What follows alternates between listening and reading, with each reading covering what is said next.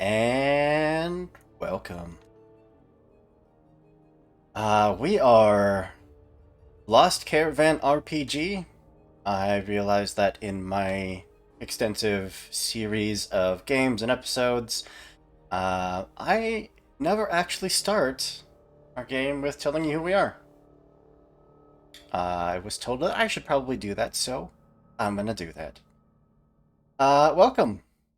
If you are catching us live here, thank you. Love you so much. We love the support. We love seeing people in chat, and we love giving people a chance to mess with our wonderful cast, like Gypsy is doing tonight. Um, if you are catching us on the VOD after, if you're catching us on YouTube, also thank you so very much. We love all the support we can get, and come check us out live next time. Where this is the end of our Locus game, but next month we have a whole new list of games, which I am super excited for. Just a ton of one-shots, and a continuation of our Lancer game with some familiar faces. All wonderful, wonderful things. Tomorrow we have a game of Scum and Villainy, and Saturday we are playing Pathfinder as usual, but it might be something special. Or if it's not, I'll just be streaming and I'll be hanging out with whoever wants to come hang out with me. Who knows? We're chaos embodied here. We'll figure it out. Oh, so we did get officially affiliate with Hero Forge. We have a link that should be down below. I hope I put it down below. If not, one of my beautiful mods will throw it into chat. We use Hero Forge for all of our token making, any character portraits. They do beautiful, beautiful stuff. You can fully color and customize them to your heart's content. Cannot recommend using them enough. Absolutely amazing. And if you want to support us and get yourself some cool minis, use our link and yeah, go check them out. But there, thank you. There it is. Without any further delays, distractions, or safety net for any of these lovely players, we'll just go ahead and jump right into it. How you doing, guys? Oh boy. Certain Where's it going? Gypsy is gonna get some words later. So I believe we have It's in My Head, It's in My Head, redeemed. No relation to the song. And of course it's all gone to heck. Which, of course, it was all in heck to begin with, but now it's extra heck. So, just to give you guys a chance to introduce your character and maybe give a brief synopsis of what they've gone through so far, just to catch everyone up, I'm gonna pop over to a good buddy James. Yeah, this goes out to Gypsy. We're gonna talk later, but for everyone else, hello there. I will be playing David, not little. He grew up in Minnesota and grew up with the gang, and then mysteriously vanished for a few years, but came back for the road trip. Just some catching up for everybody.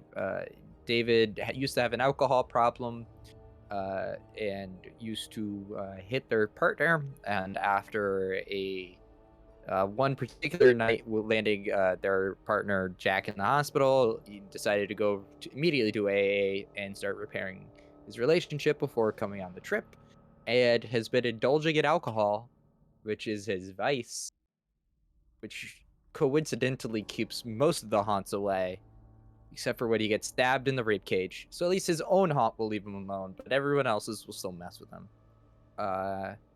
I think David's just in a weird place right now where he knows drinking is very, very bad and does not like doing it, but will keep up with it in order to keep himself alive.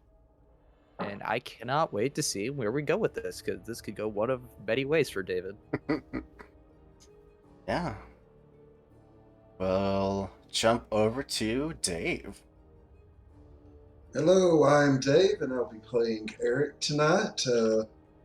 Once again, grew up with all these wonderful people, then we went our own separate ways, and after accidentally killing a friend of mine with drugs that I sold him, I said maybe we should get together and go hang out for a while. Nothing's going to go wrong. Instead, everything's went wrong, including the fact that I was the one that stabbed David.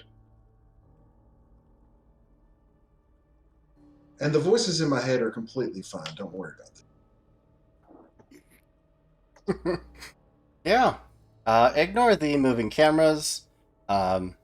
It absolutely changed the setup as we went live, so that's fun.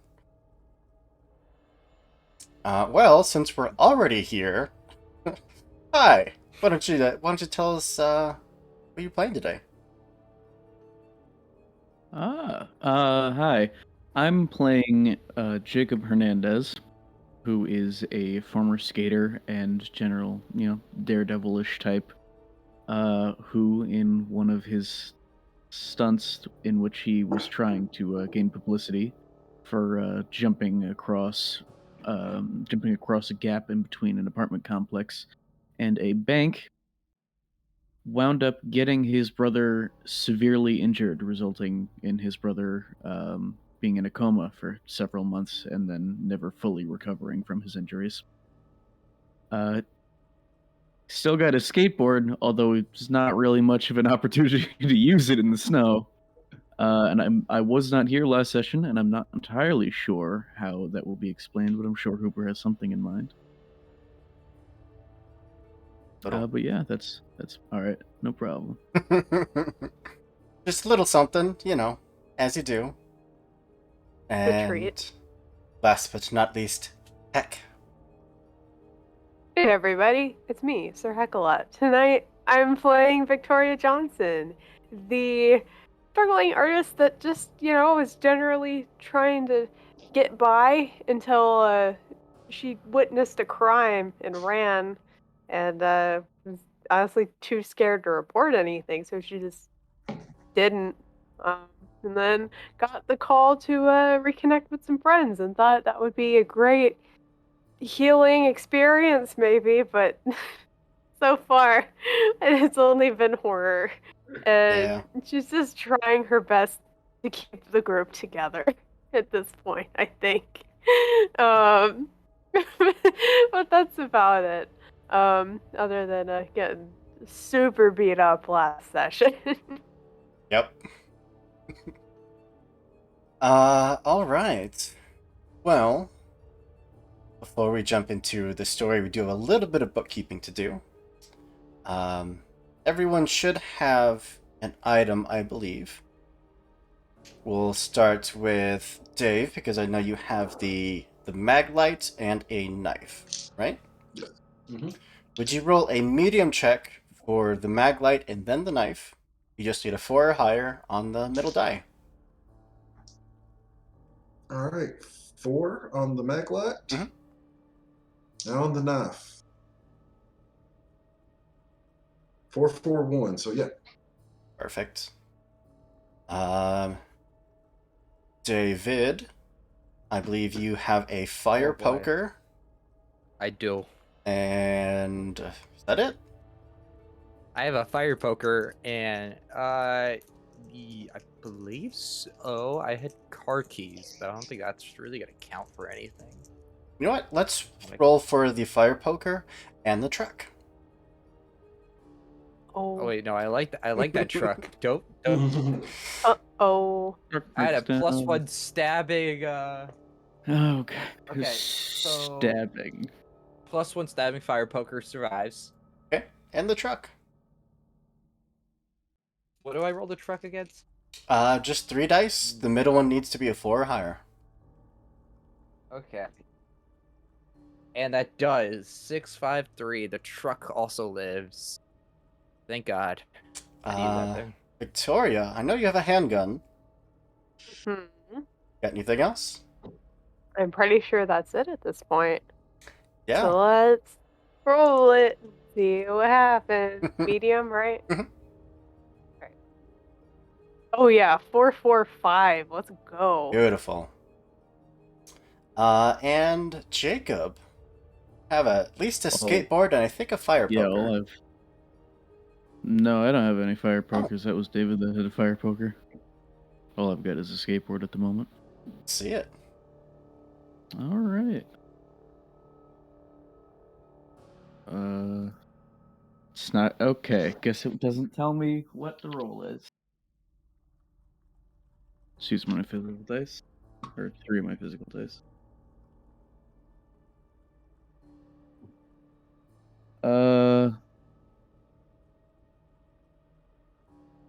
4, 3, 2. So the middle dice is a 3. That means that unfortunately your skateboard is gone. Ooh. Hmm. How about a fire poker in these trying times? Here goes my skateboard.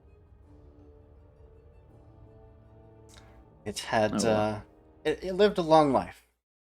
Yeah, I mean it killed it. Well, killed it. It won a fight against my haunt. I'll say that much. Oh wait, hold on. I remember what the last one was. I had a first aid kit. That was the last thing in my inventory. You're right. Yeah. You. Do I need to roll for that? Mm-hmm. But I liked it. 2, 2, 5. Dope. There goes first aid. First aid kit's gone. We're gonna need that. Tried. Oh, we're It's fine. starting off great. I need to live. Everyone. Oh, we're starting off great. Your stab wound immediately just bursts right open again. Your stitch work was shoddy. No first aid. I posted the link for the game in the Discord. You guys want to hear this wonderful music? So, last session, the group decided to venture out into the storm in search of their lost vehicle that they had left broken down off the side of the road. In the midst of the blizzard, every single person failed their role and got separated. Victoria saw a body being drugged, saw a younger version of one of the owners of Lamplight, John. He mentioned that he had to do this, that he had no choice, and did initially give chase, but was eventually lost in the storm. Eric and David came across a dog-like person with thick, matted black hair and multiple human faces coming out of its canine-like skull. It did its best to bring Eric to the ground and to just tear him to pieces. But between the two of them, they were able to fend it off, and it fled into the snow. We'll jump to Jacob's experience during this. Oh man. All you, bud. As the blinding snow and wind pick up into your face, making you have to shield your eyes to see anything at all, you can just barely make out the sound of Victoria calling for you all. It's faint, it's barely audible over the storm, but it's there. Guess I'll call Victoria's name back. Okay. Try and echolocate. Try and make my way towards her voice in any way I can. Just calling Vic! Vic, where are you? Will you roll me a hard impatience check? gonna have to roll 3 6s in order to succeed this. Which is a crit. I did not roll 3 6s. It's just maybe a less than a minute of walking as you're doing your best to follow the sound of her voice. And it just feels like everything else around you is just kind of falling away. It's unimportant, so focused on that goal. And then there is a sudden sharp pain across the back of your skull, and that pure whiteness around you starts to fade to black. Consciousness just barely keeping grips.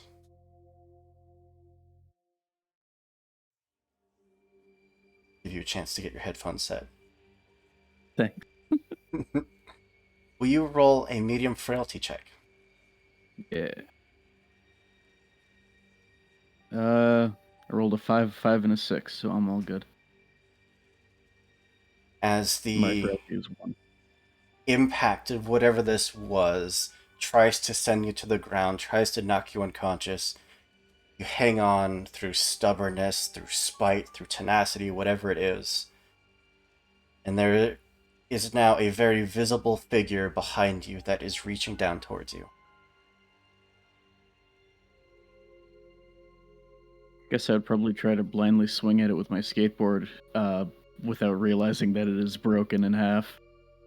Well, that is a perfect segue into the skateboard, as it would connect with this massive figure and fully just shatter into pieces.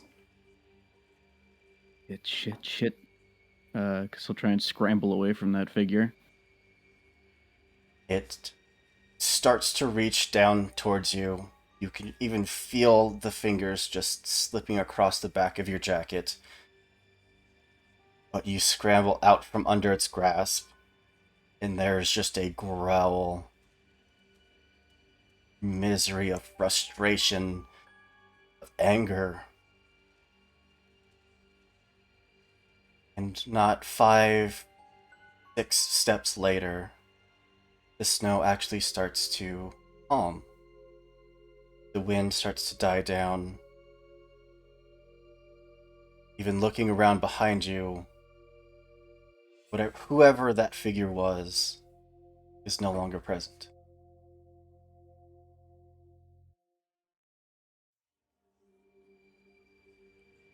Guess I'll just kind of sit there for a few moments in like stunned silence, trying to calm my own breathing before eventually standing back up, backing away from the spot I last saw it.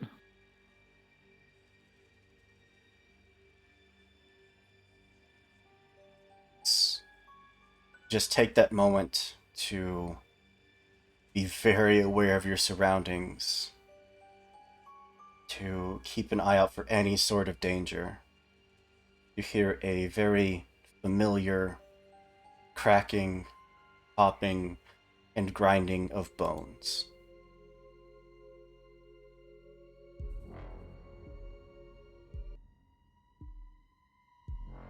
Not you again.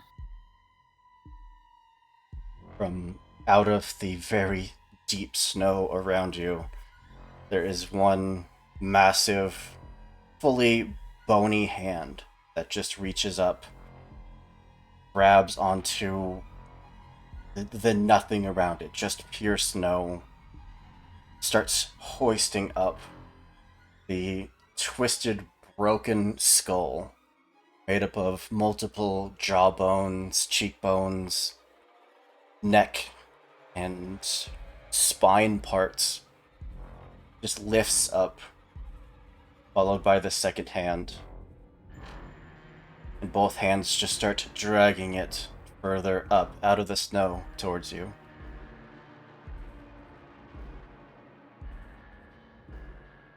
What do you want?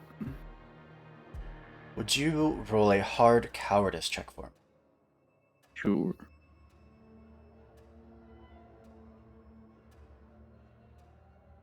Failure. You move your stress up to tense. Yep.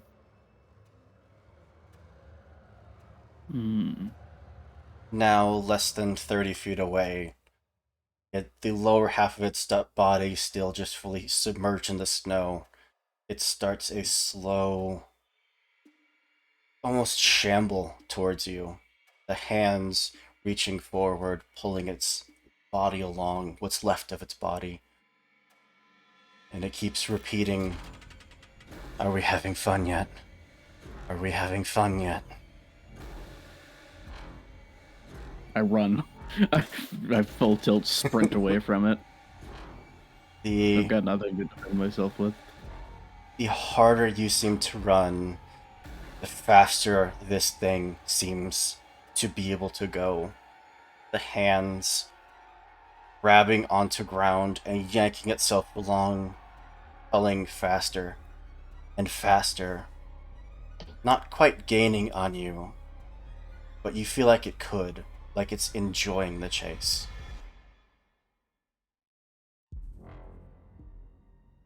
What to do? I guess just try and, because this thing's pretty large, isn't it?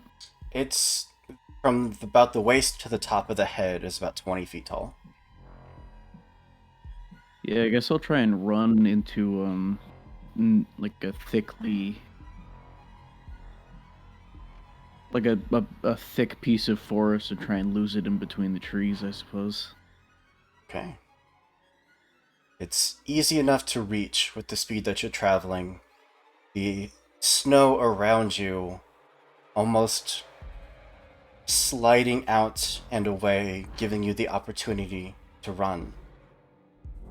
Whether it's this place that is enjoying seeing you run, that is getting a thrill out of this adrenaline, or possibly the place actually trying to help you escape. Either way, you reach the tree line, and feel like this is probably a medium temper check. Sure.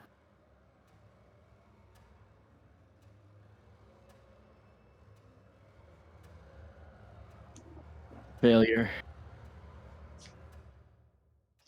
At first, you reach the tree line, duck behind some thick foliage that's been dropped low from the weight of the overhanging snow, and just take that moment to stop, feeling your heart just absolutely thumping in your chest. And the voice calling out to you, asking you if you're having fun, starts to get quieter. Quieter. The sound of bones snapping and dragging along the ground also starts to fade.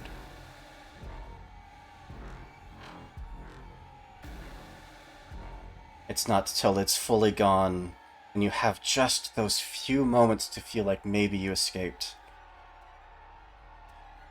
that there's a figure that starts stepping through the trees loudly, snapping branches, grunting, calling out for Eric, David, Toria, Jacob. It is the massive frame of John, as he seems to be scouring the tree line for the four of you. Has he spotted me yet? It doesn't look like it. Guess I'll try and choose the guess I'll look for some place to hide, maybe a rock or a large tree. Okay. Maybe even like in the roots of a tree. I don't know. Roll for John.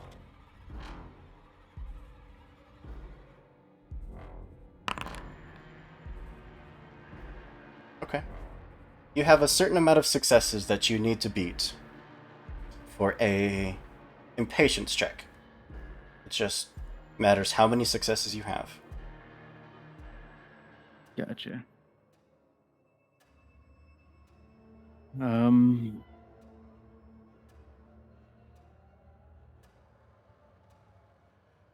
I got one success. He starts to pass by you and stops.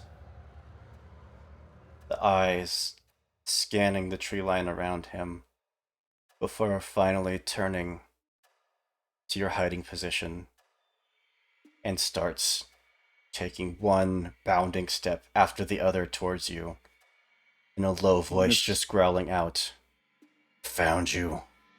I'm gonna slowly grab a handful of snow or dirt if I can get my hands on it.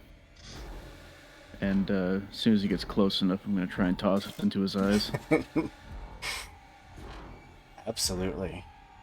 It is a moment of feeling like he's got the upper hand as he just rips away the branches and suddenly has a face full of snow, giving Get the you... fuck away from me, you freak! You have a split second. What would you like to do? Run! I'm leaving. It is step after step, now feeling the full depth of the snow as it is up to your knees. You're fighting through every inch of it to just put any distance you can. And you hear a second familiar, softer voice call out of Elizabeth, saying, "No, this way, come on."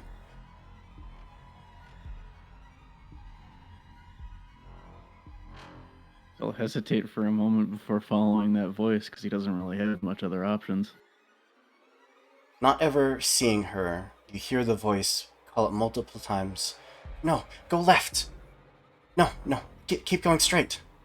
You can do it. Keep running." Eventually, breaking out of the tree line, not 50 feet behind cabin 4C, in a very familiar, if maybe slightly welcoming of a sight. For the moment at least, you are left alone, panting, sweating profusely, the cold air starting to finally hit you. You have just a minute to catch your breath. Whew.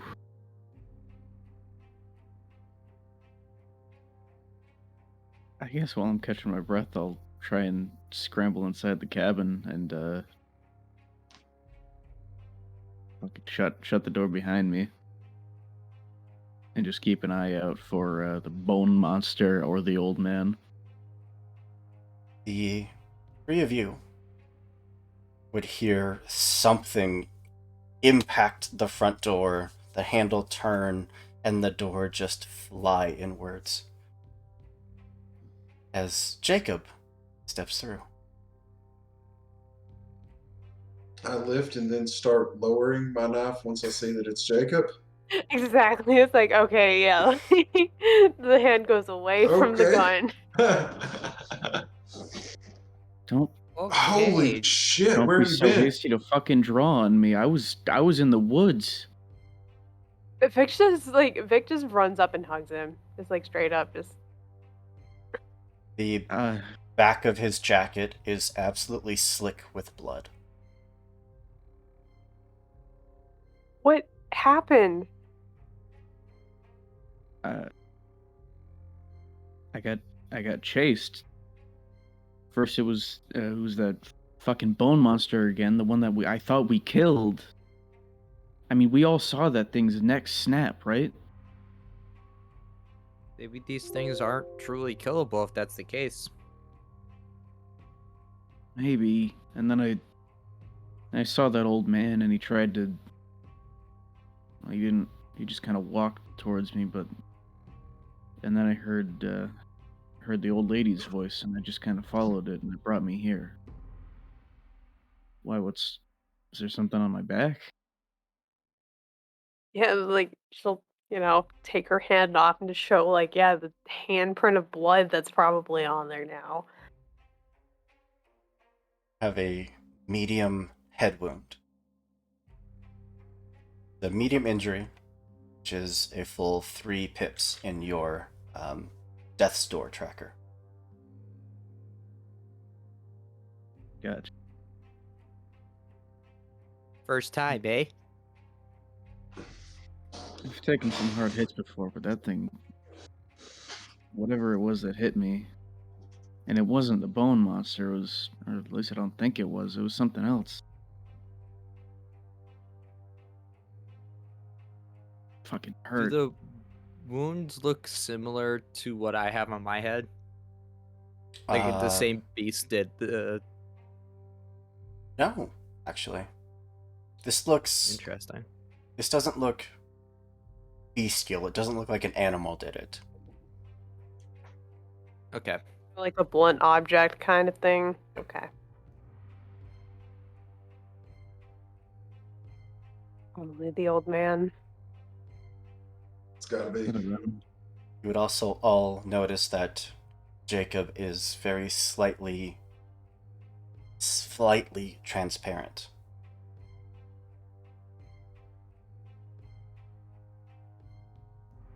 The three of them Maybe is a haunt. look just a little more distorted than you remember. Like, just looking at them, it feels like something is just very faintly out of place. Wait, hold on. What if Jake was one of them? If you point your fucking fire poker at me, I'm gonna jam it up your ass, David. Jacob, look at the clock. What does it say? What does the clock say? 1 o'clock. Same Two as for before, us. yeah. It's 2. What do you mean?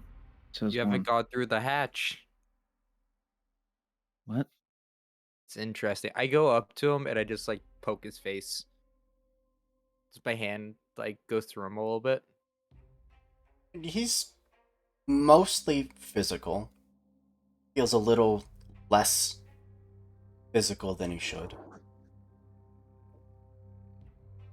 Have you gone through the hatch?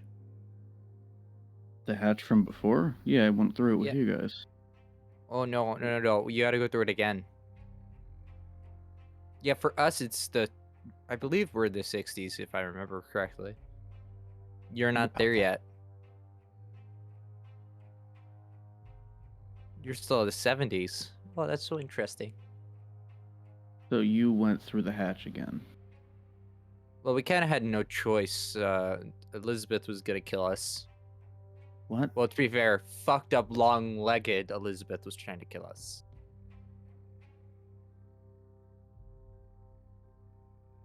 So should I go back to the administrative building? Yeah, He might have to. we can see him. We can cover him part of the way, but It's not all of it. you'll have to go through the door on your own, or we'll still be. One loop apart.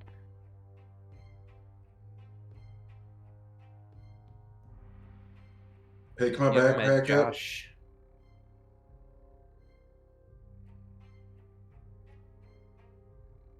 Can I try to fix that wound on your head first? Gypsy. Oh my god. Not again. I roll a d6. Swear to God, Gypsy. Gotta 4, 5, chill, 6. okay?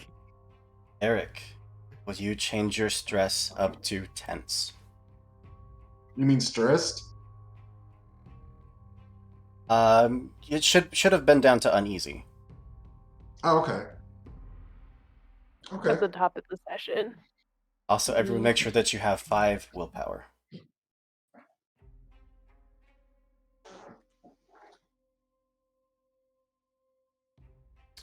Yeah, Victoria, if you would like to try to tend to Jacob's head wound, you are now proficient at that.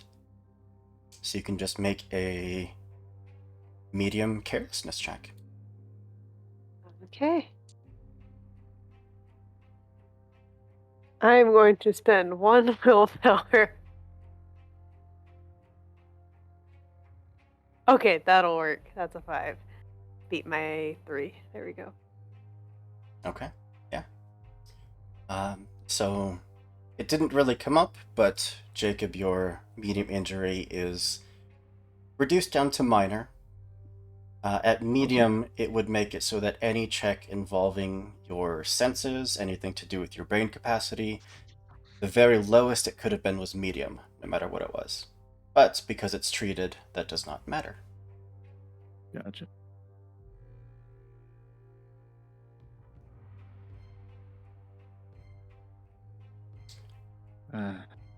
Thanks, Vic. Don't imagine it's very easy to. Also, don't mind the willpower in chat. I'm trying to get rid of the excess that I had. You're fine. Can't imagine it would be easy to treat a wound in the back of your own head. Probably not. So, what did you guys see when you went to go through the hatch again? That's a long story. What Elizabeth turned into a 20-foot long-legged person as the hallway kept expanding. But as soon as you go through, you're gonna meet Joshua. He seemed nice. Yeah, you haven't made it to the 60s yet.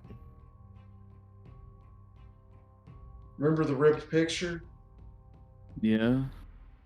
Josh was the one that was ripped out of it. I'm assuming that he's John and Elizabeth's kid. Okay.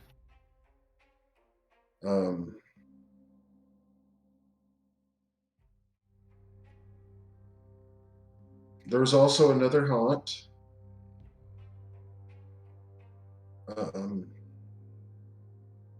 I think that's about it. Oh yeah, John trying to kill us on the stairwell.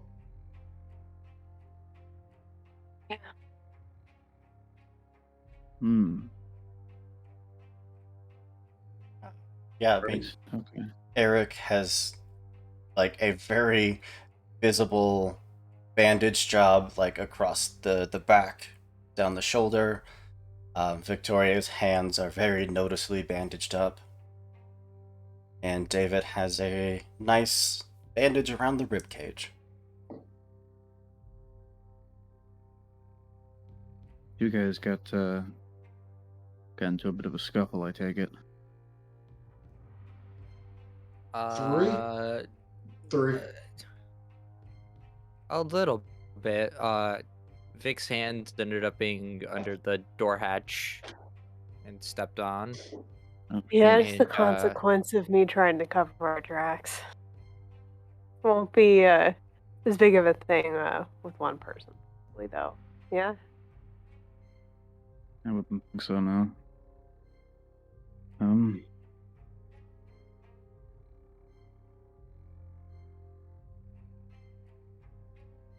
So I'm going alone then, I take it. We'll go with you to the hatch. We just can't go through the hatch with you. Gotcha. So I'll grab my backpack, get the knife at the ready. Stretch here. Turn the light on. Anybody happen to have a spare weapon? Because my skateboard snapped in half.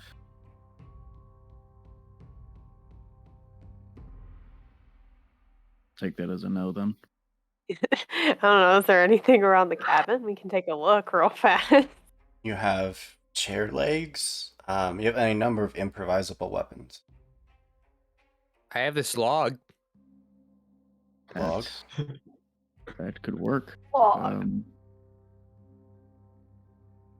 I mean, it's no fire poker, but it hit them.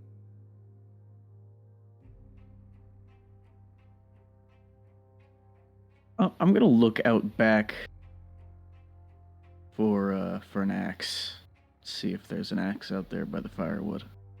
Absolutely. Let's go with a call it a medium impatience check.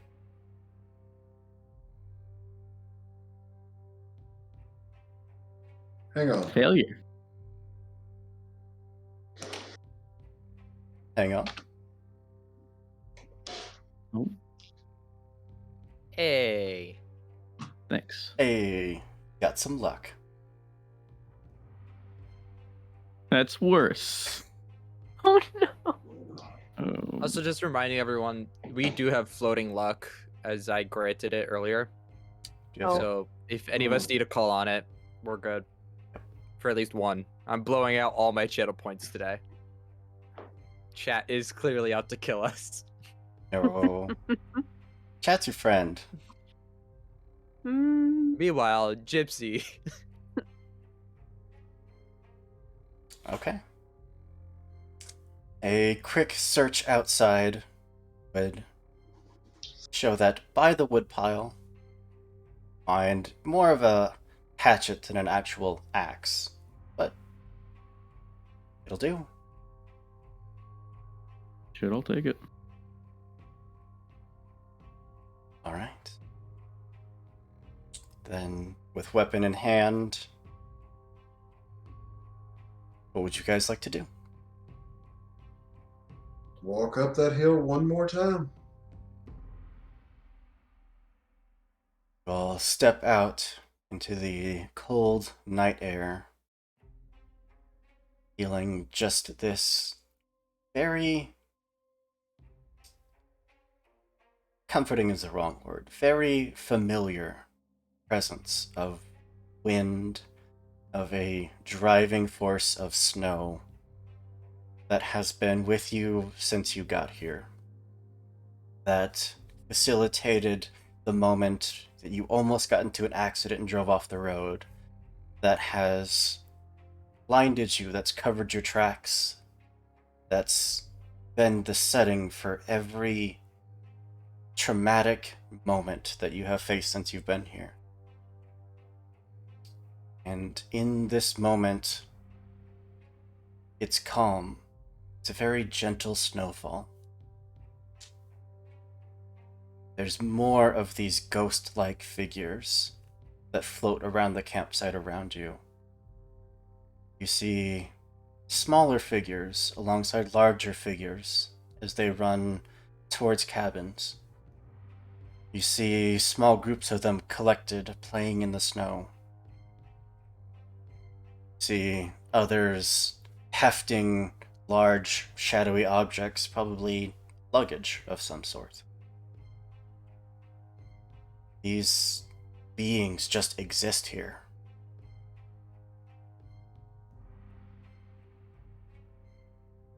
With the very gentle snowfall almost guiding you towards the office, you all make your way there.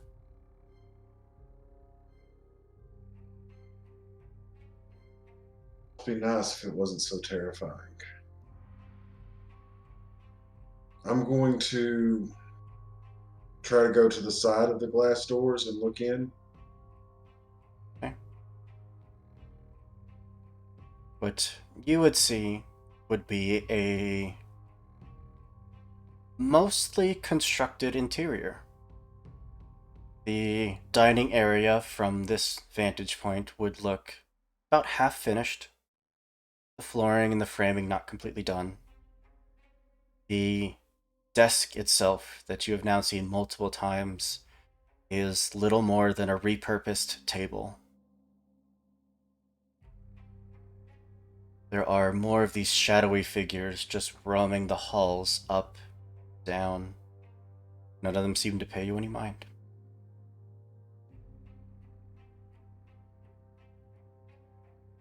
I'm going to turn the light on and just kind of look back into the corners, making sure that no one more tangible's there. Okay. Elizabeth, John, Josh. No. Scan as much of the interior as you can see. Nothing. All right, it's clear. You say so. After you, Jacob. And I'll open the door and hold it open for him. Okay. What you would I see... Oh, sorry, go ahead. So I was about to say, just real quick, I think David's on his guard and is gonna have a fire poker pointed at like the actual door, in case of um, somebody decides to scare or pop out. What you would see, Jacob, as you step through the door, is a very familiar sight. That long countertop of a welcome desk that you have now seen multiple times. A slightly different arrangement of pictures. As you would see the one that you know that says One Happy Family. That before was just Elizabeth and John, but now shows the two of them with a young boy, early teens. There would be other pictures down the hall of new guests, of the campsite, much less finished than you remember. And of course, the door behind the desk, open just a crack.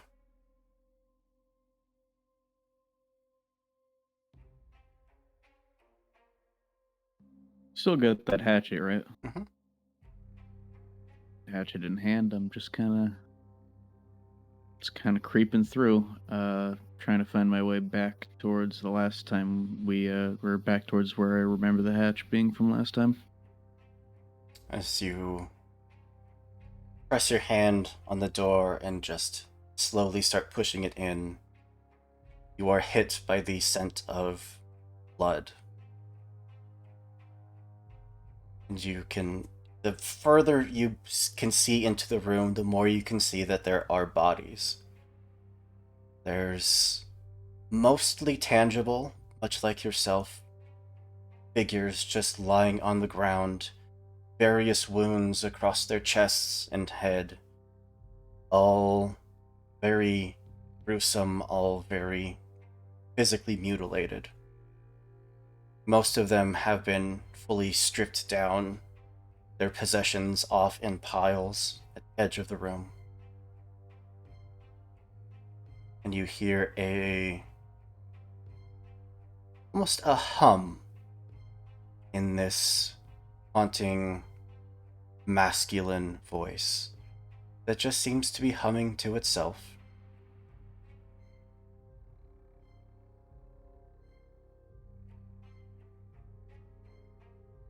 Does it sound like it's the same like level of depth as keep forgetting his name, the old man, John.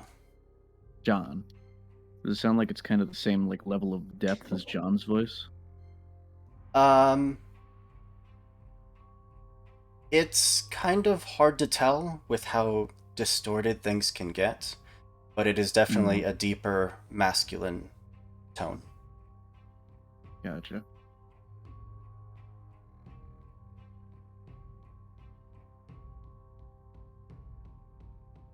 Would you like to press fully into the room? God, I guess so. So all of these bodies are like stripped of their possessions and look like slightly ethereal, like I do. Mm-hmm. This is weird. Yeah, I guess I'll press on. Okay. You would, as you enter the room, see a massive looming figure that is just currently got one of the bodies picked up, is just without too much care, like stripping away jackets, going through pockets, humming to himself.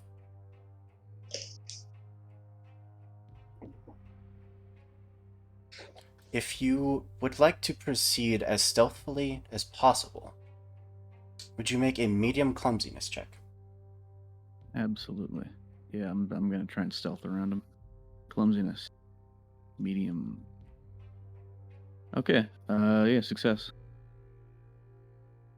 Without much sound at all, you step fully into the room and have to hold your breath to avoid just being overwhelmed by the sense of death, blood, and now decay.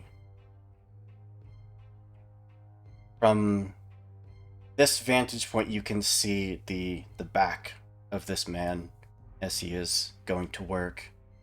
Next to him, a massive maul, like a wood-splitting maul, just kind of leaned up against the wall. The back edge of it still coated in very fresh blood. How close is that maul to him? 2 feet.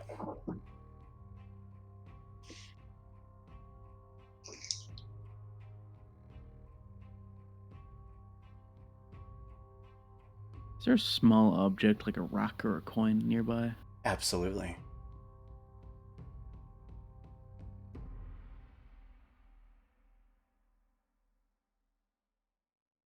Okay. So,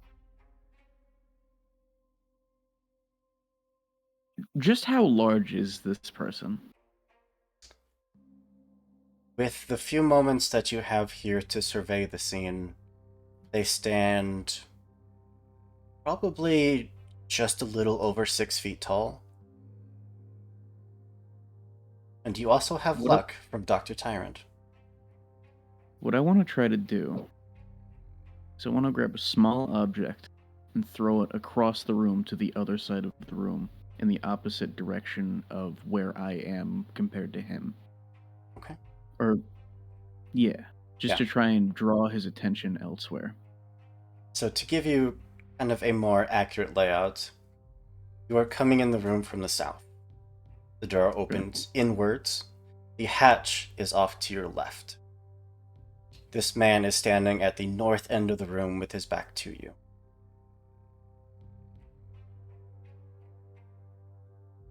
Throwing the object, you'd probably be aiming for the northeast corner. That would give you the most time and space to get to the mall and to the hatch.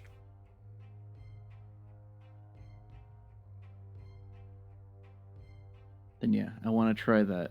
But when I grab the maul, I want to swing it at him and try and hit him so I can disorient him and get away easier. Absolutely. I'm going to make this an opposed check with your clumsiness. Okay. And his search. Gotcha. You have luck. 3 successes. Nice. 2 successes. So I will let you describe this scene as you have the object in hand and you're ready to throw it. I pause for a moment. I'm still on like the southern end of the room. Pause for a moment, scoop up a small object, and start creeping off towards his left. So off towards the northwest side of the room and try and wedge myself directly in like his blind spot. Fling the object across the room to the northeast side of the room. And when he presumably turns to look at the source of the noise, I grab the maul and immediately try to swing it at his head. Absolutely. As his attention is immediately diverted off to his right, he starts taking 1, 2 tentative steps in that direction.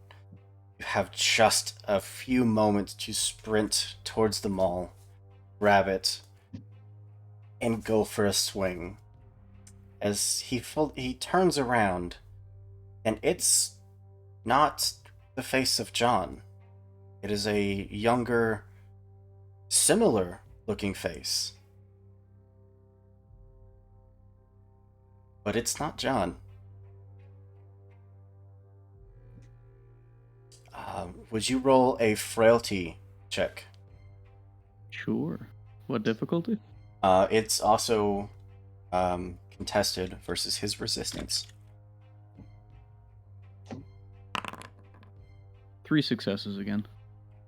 2 successes. The maul fully connects with the side of the head. and it is an immediate splash of crimson that jets out from the side of the head. But there's not a reaction that you were expecting. The face just simply almost goes a gelatinous liquid, as where you impact it just sprays out, covering the wall and the floor. But he still stands. The hell? Start backing away and trying to get. I'm gonna try and keep a hold of the mall, but I'm gonna try and run for the hatch. Gives you this all too wide of a smile and starts taking steps towards you as you are backing up towards the hatch. I'll do it again. They're not here to save you. It's just you and me. Who the hell are you? I'm no one. I'm nothing. Not anymore. They made sure. Who made sure? The head kind of cocks to the side as where the blow had landed, basically taking the nose to the ear all the way, starts to refill with that same crimson gelatinous goo. All of them. They all came because they thought that we were dangerous. They thought we were causing all these missing people. They took my dad in. They arrested him. Took him away for good. And you know what? No one believed a word when he said he didn't do it.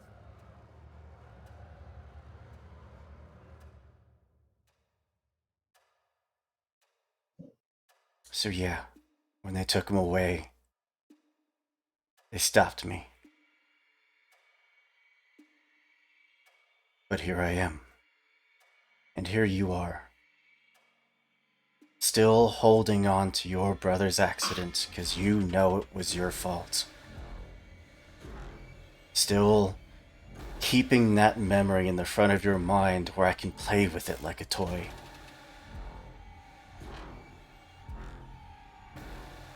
I'm gonna swing at him again. Go for it. Frailty? Or clumsiness, I mean? Oh, frailty. Oh yeah, no, it would be frailty, yeah. Okay. 3 successes again.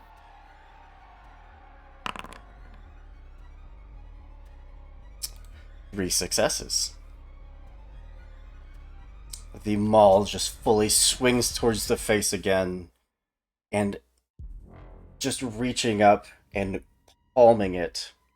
The blade of it drives through the palm, but still catches and holds on to it.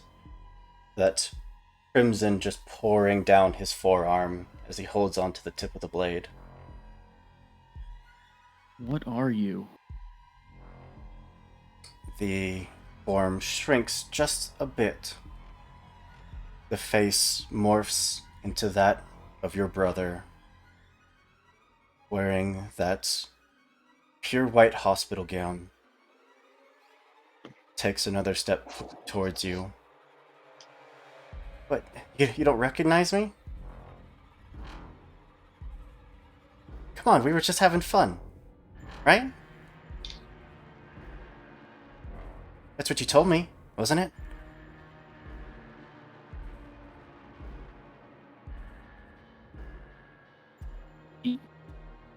He agreed to it. Of course He I made his did. own decision. Yeah. Don't refer to yourself as my brother. You're not him. You can make yourself look like him all you want. With your weird little abilities, and I just want to get out of here. Don't you think it's a little too late for that? Now, stepping fully up into your face, hand still holding the tip of the maul. One of the other hand just reaches out, just very gently, pressing onto your chest. You're not going anywhere. None of you are. And is fully going to just push you back, shoving you back and down as the hatch behind you, now fully open and waiting, swallows you almost like a mouth, slamming shut behind you. Am I able to hang on to the mall? I'll give you an easy clumsiness check for that. 3 success. Success. With a heavy thud, a good 12 feet down, it's an unknown amount of time sitting in pitch black darkness before the air does finally return to your lungs. You're able to start getting to your feet.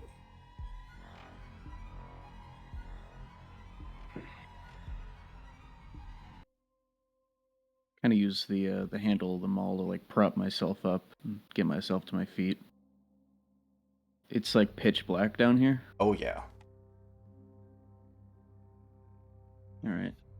Guess I'm just kind of feeling around, looking for any kind of exit or maybe a light switch, lantern, anything.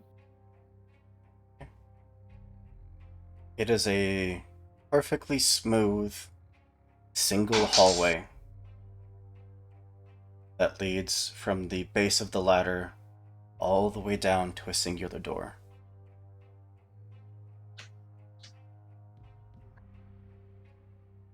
It's a while of just feeling along the walls, feeling the aching in your spine, feeling the just tiredness that the adrenaline has done its best to cover up, but you are sore, ache from head to toe. There is now a headache starting to build in the back of your head. But you would eventually reach a wall, and feeling around would feel a handle.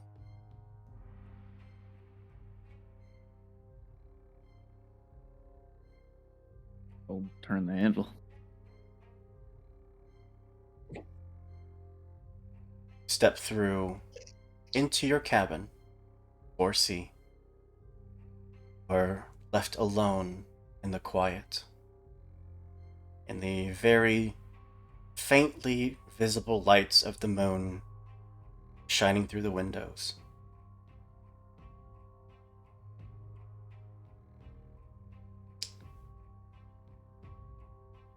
For meeting Joshua, would you roll me a hard cowardice check? Sure.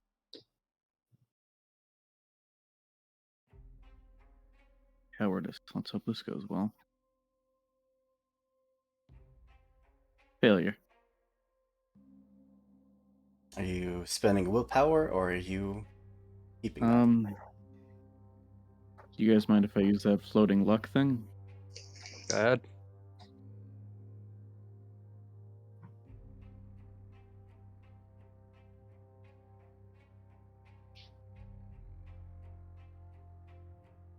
Failure again, so I'm going to spend a willpower.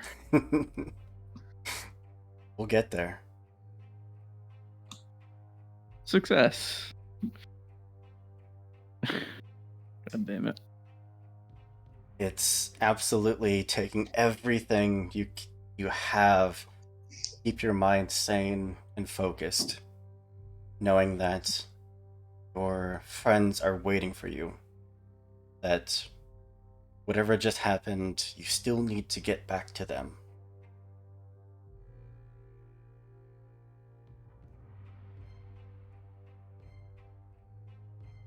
Well, that's exactly what I plan on doing.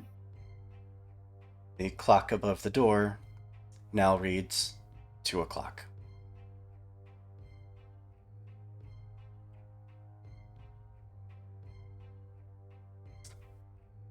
So, Pretty notable signs that I'm in the 60s.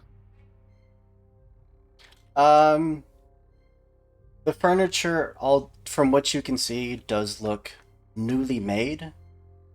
The age is... It generally looks like you have remembered seeing it, but there's less scuffs along the bed. The floor looks newer. The appliances all look newer. Yeah.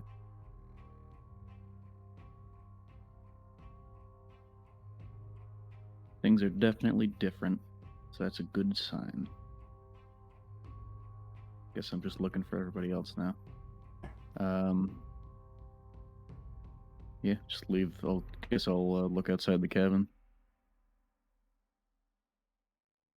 Closing the door behind you, open it back up, and are greeted with that cold night air. That presence, that familiar presence of cold, of guiding purpose. And before I forget, would you all draw a card for hitting the top of the hour? Yep. And it's not so much total number of cards I need to know anymore. It's just that if anyone hits 5 or 10 haunt cards. We got a neutral. Okay. Look at the queen. It's just a block. A block of Where? blocks. I love that. Where the hell did my hand go? There it is. All right, let's see here. Wait, who are the Neutral. two conditions? Neutral card. I just need to know if your haunts have hit 5 or 10. Definitely over 5. Same. I am at 3, so I'm fine for now. Alright. And then stepping out into the snow, closing the door behind you, you can see the office from here. It's not a far trip, though throughout different periods of the night it has felt like either a much longer, a much shorter journey than it appears right now. You can also see your truck off in the parking lot. Less than 150 feet from where you stand.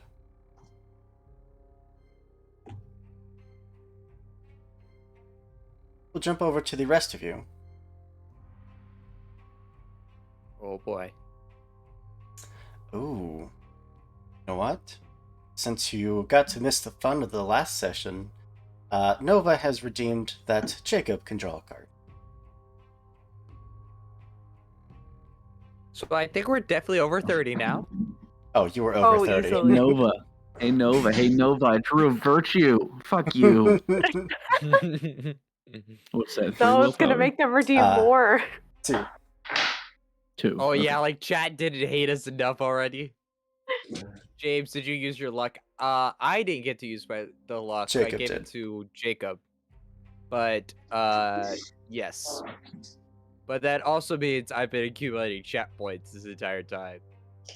Just waiting for me to get thwarted.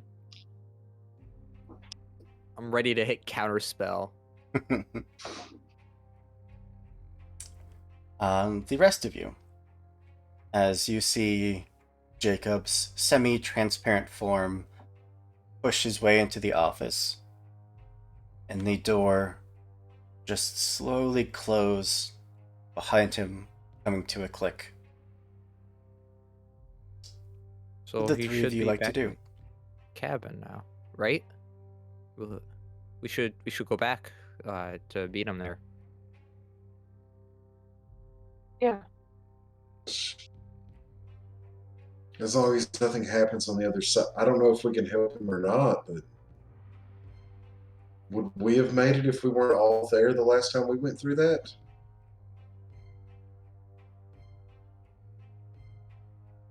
I guess we gotta assume.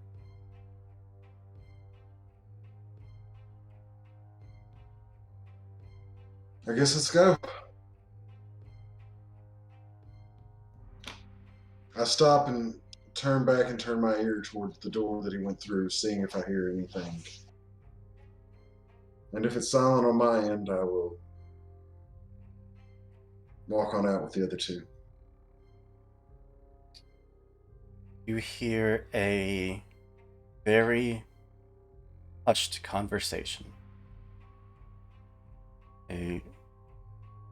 What's probably a private conversation between Elizabeth and John. Of Elizabeth saying, John, you have to stop this. You have to leave them alone. Don't.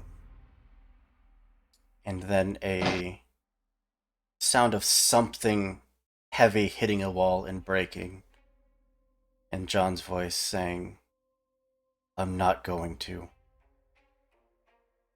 I don't care what you say. I'm going to find them.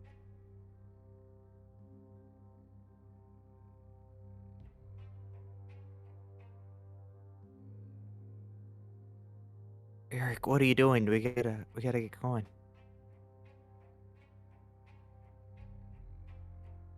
Yeah. And I'm going to walk out, but as soon as we get out, then tell them what I heard.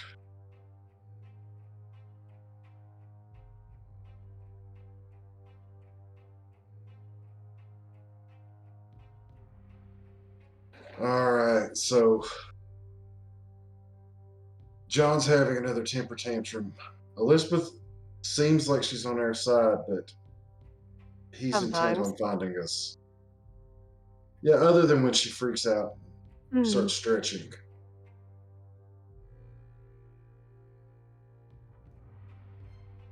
But I want to go back, but let's get all together, and then we're going to figure out what the hell's actually happening. Yep, step one. As the three of you step out back into the cold winter night's air, the howling wind through the trees gives you just that reminiscent feeling in the pits of your stomach of the creature that has been harassing and chasing Eric. There's a silence that follows every drawn out howl. In that silence, there's the occasional sound of sirens. There's the sound of the beeping of a hospital bed, of a hospital monitor. There's the occasional sound of the traffic of a city, of a sudden gasping and scream of someone, a very scared female voice.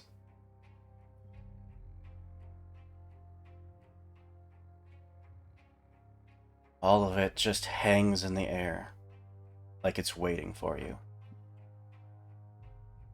But eventually see Jacob step out of your cabin and start making his way towards you.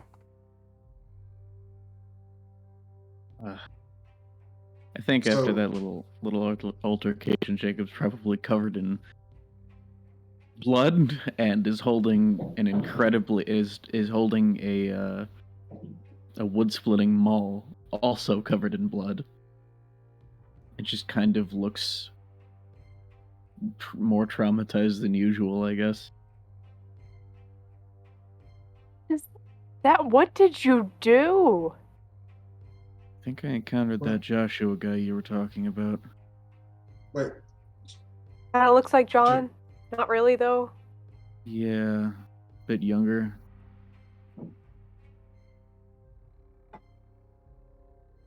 They stole his axe. Apparently, He seems like the nice one. the night Apparently not.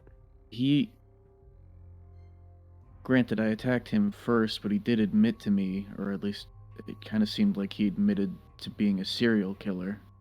At least that's what I read from the situation.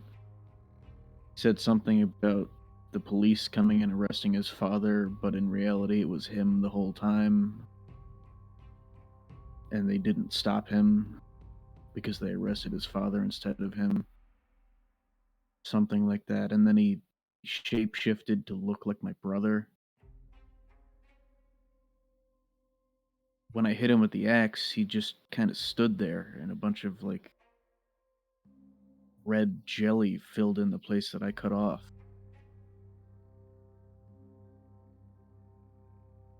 Okay. Josh is not the nice one. Well, either that or whatever I ran into was some sort of imitation of Josh. Granted, I didn't really take the chance to talk to him because he was looting corpses when I got there. The corpse, remember all the bodies? You guys didn't see anything. You guys saw that too and didn't see anything suspicious about it? You mean other than a room full of dead bodies? Okay, well, he was the one looting them. Yeah, I there didn't was no see one else him, in but there. I think What? he might have been hiding in the corner because And then remember, when my fingers got caught that in might there, not he have was been coming from John. behind it. True. It could have been Josh. Someone was hiding in that corner.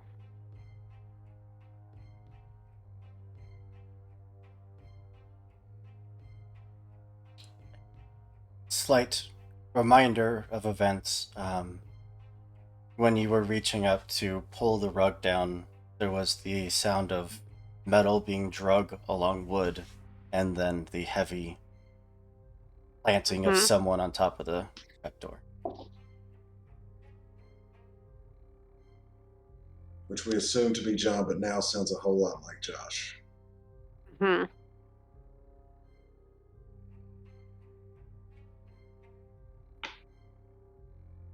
Another subject, Jacob.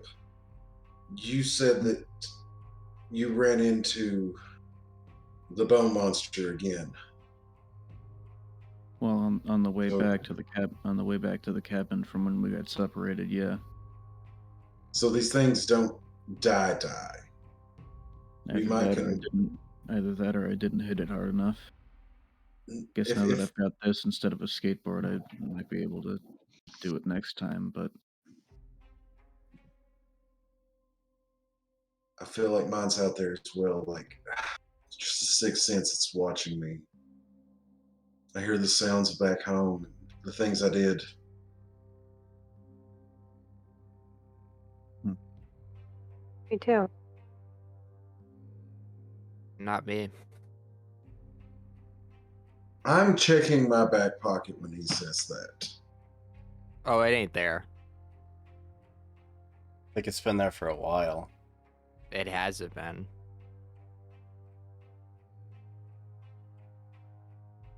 You got something, David? Fire poker. Something of mine?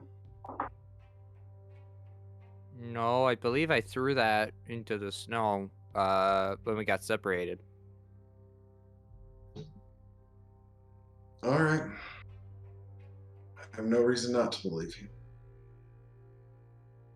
Meanwhile, in David's pocket, our flask sits. Yep.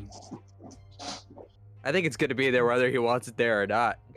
Those guys have a funny way of finding its pocket. There's a deep sense of dread that washes over most of you. As Eric, Victoria, and Jacob, you can all draw a card. And David, you can gain 2 willpower. I like this trade-off. Neutral. As you indulge. Haunt. Ooh. Oh no! Oh my god, you're getting very up there in those. What does that take you up to? 6. Hey, welcome. As you indulge in the vice of the haunt, being betrayal.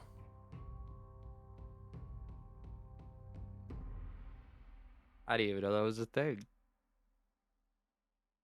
I love accidentally finding mechanics. I know it absolutely screws up all of us, but oh boy, do I feel a little bit proud. The door to the main office clicks. That familiar bell rings out as the door just swings inwards away from you.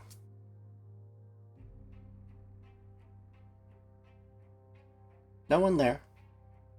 The door just opens for you.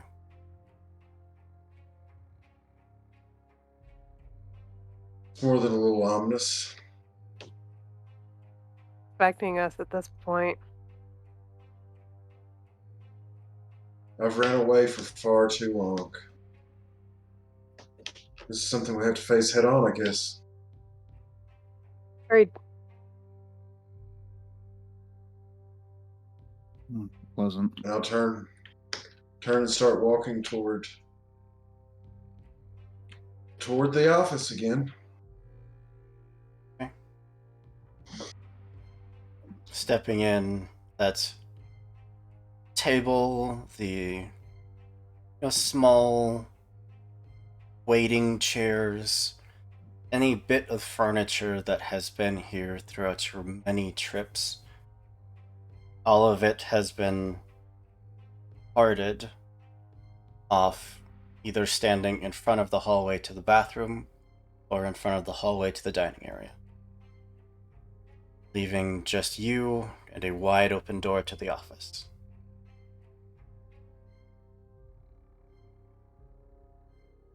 no photos hanging up on the walls. No, there's nothing.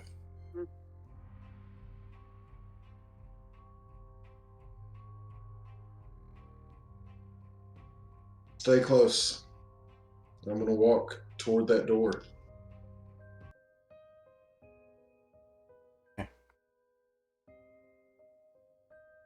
The moment the four of you fully step through, the door comes to a violent slamming close. From the other side, you hear a heavy fist start beating on the door, calling out to you, "Don't you do it. You are coming with me. All of you." As the shadow of John stands outside the door, the fist slamming into it over and over. I'm gonna stand by the door with the maul raised, ready to swing it. From Is there So, anything else in this room?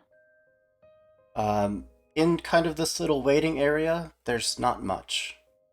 But stepping into view from the office is Elizabeth. Very young by this point. Very diminutive frame. You see not so much the motherly protective form that you've seen multiple times. It is a battered, bruised young woman that just stands there in the door frame. "Come on, don't. You can't let him get you. Come on." she's right. Run. Didn't you guys say she turned into some kind of monster last time? I mean, yes, but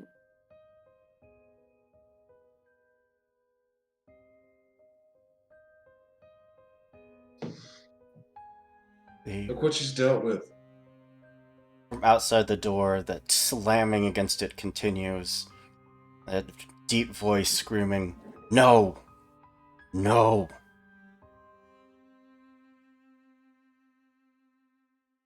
so the hatch is there, right? Stepping into the office, you would see the hatch fully open.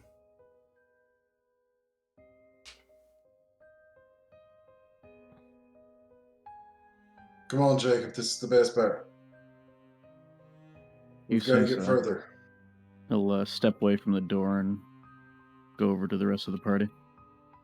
Okay. Getting more desperate now. Definitely doesn't want us to go that way, so I think we should. Yeah. I'm just going to walk in and lift the hatch. It is wide open and waiting for you. Instead of a old set of stairs, instead of an old ladder, it is a set of stairs leading down into darkness. Turn on the flashlight.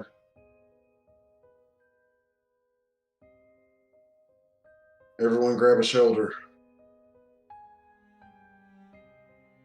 And I'll lead the way in. Okay. Victoria is going to turn to Elizabeth and offer a hand out. It's not too late. You can come with us. You can get away from him. She looks towards the front door, towards that incessant banging. Now the faint voice telling you, almost screaming out at you to not go down there, to come back. Again screaming, no. And she just looks at him and back at all of you. Make a hard repulsion check. Oh, okay. We're gonna try it. Potion isn't bad.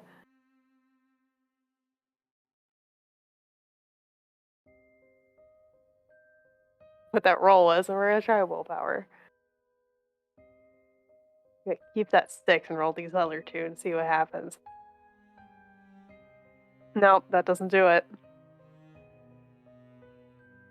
She will take your hand and then place her other hand over yours and just kind of guide it towards your companions before letting go, partially turning you around. No, someone's gotta be here to help people like you get through.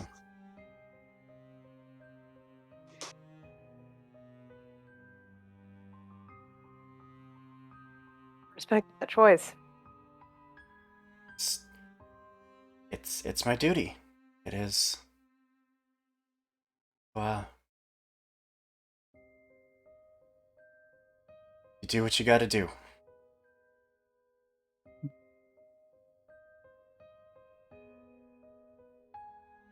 Yeah, with just one more kind of meaningful glance, Echo go with the rest of the group.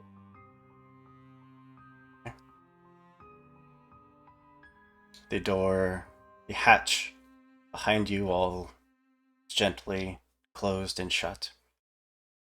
You descend down the steps. All of your footsteps just echoing out in this long concrete hallway. The end of it, just a single door.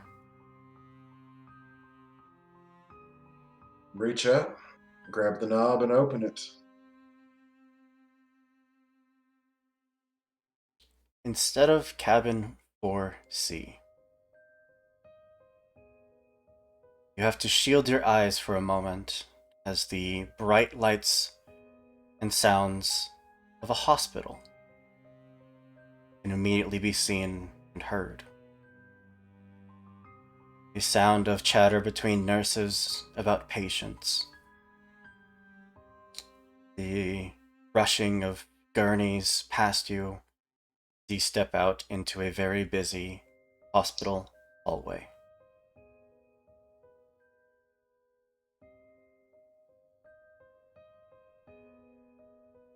So the first thing that I'm going to do is start looking to see if the uniforms or the clothing of people in the halls kind of tell me when I am.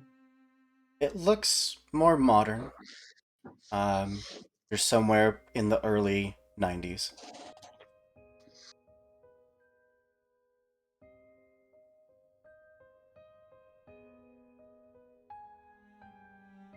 Down the hall, there are most of the doors shut. No one here acknowledges your presence, even so much as walking around you without ever even looking at you. There are 2 open doors. See the name placard at the top of the door to your left, reading David. The name placard off to the right, reading Jacob.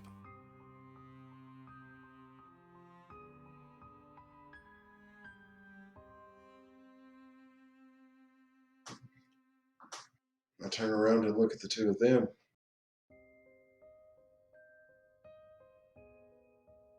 Well, we all see it.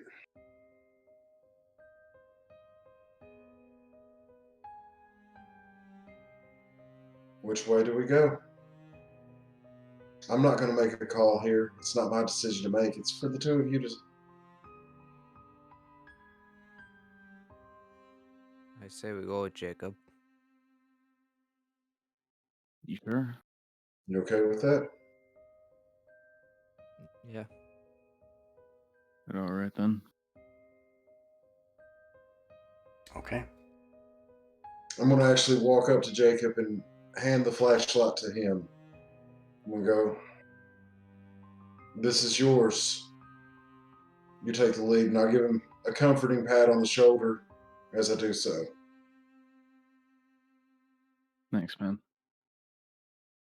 I'm here for whatever you need. Jacob will take a deep breath before continuing on. Pushing the door open. Or wait.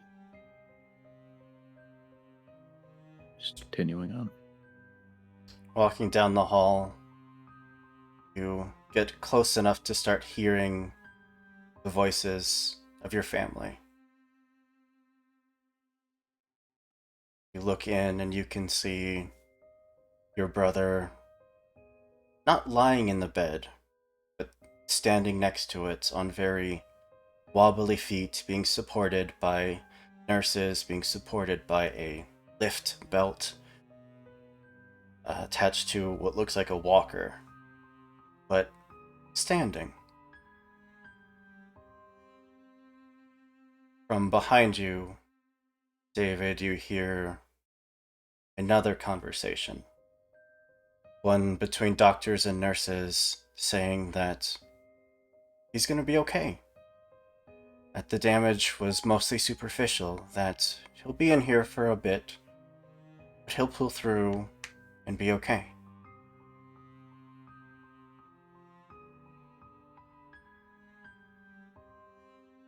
I think David is going to realize the gravity of the situation and will try to break off from the group to go down his own tunnel.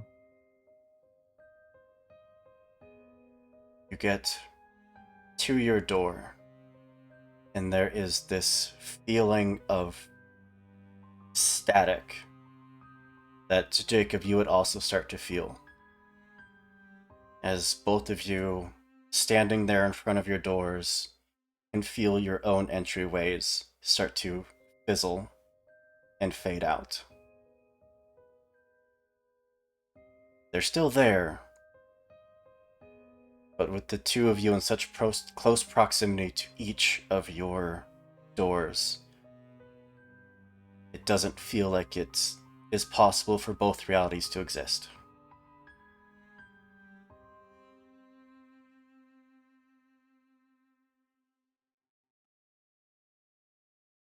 I placed my hand on the door, said, I'm coming for you, and we'll go back to the group. realizing that he can't be in both. The door slowly coming to a close. You step over in front of Jacob's door. That entryway now fully manifested, real, that sense of static gone. You watch your brother walk. It is the beginning of physical therapy. It's the beginning of probably the first of many surgeries. But it is happy tears from your family. It is a pained but very happy expression from your brother. And you hear him look over towards one of the doctors and say, could you get me a phone? I want to call him. I want to talk to him.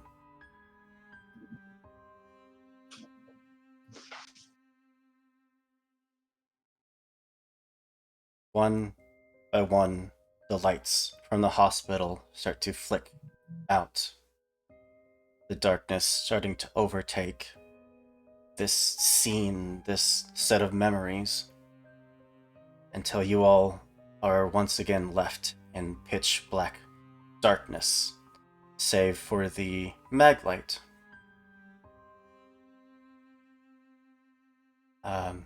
Jacob, you have a protection on you.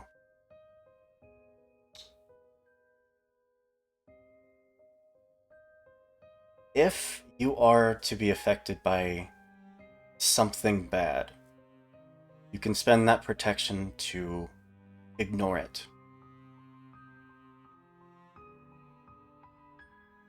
Because you have hope.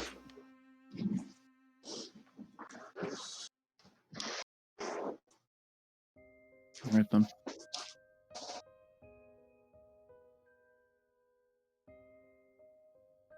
Once again. So, go ahead. So is everybody else around me right now, or is it just me in You're all there. seeing this? You are standing now in a pitch black hallway. The scene in front of you faded out of existence. But the door still open, waiting for you to walk through.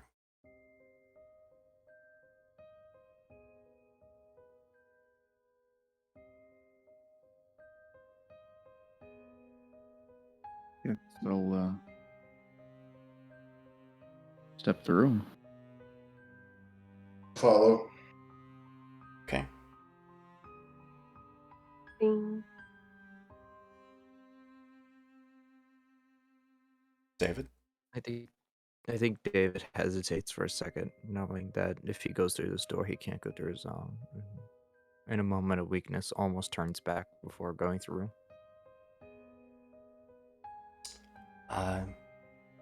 David, you can discard a haunt card.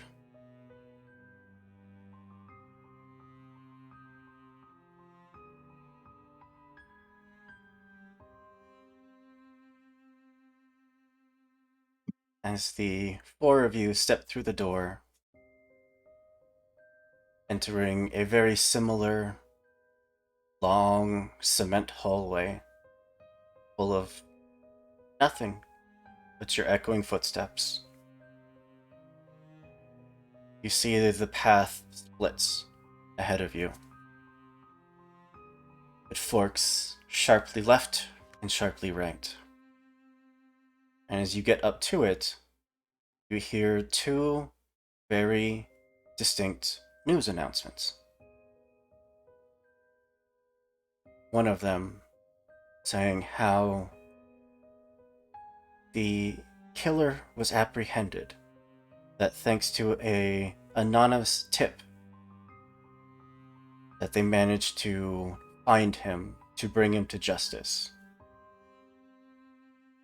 that the streets would again be safe, or safer. The other one claiming that even though it looked dire, the EMTs arrived in time. They were able to pump the stomachs of the individuals of the drugs, get them out of their system, save them in time.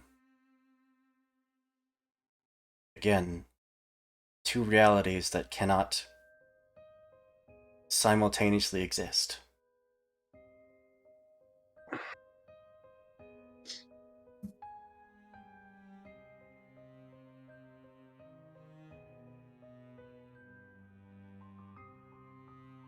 I look at Vic and I'm just like, I know mine's a lie. What do you mean? I know he died. I got the call the next day. There's a chance for yours.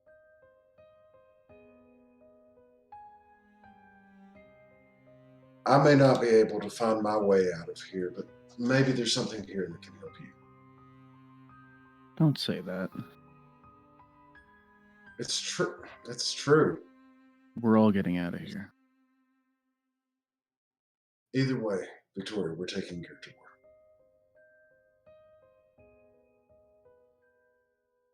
You're absolutely sure.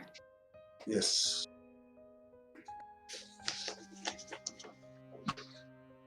Okay.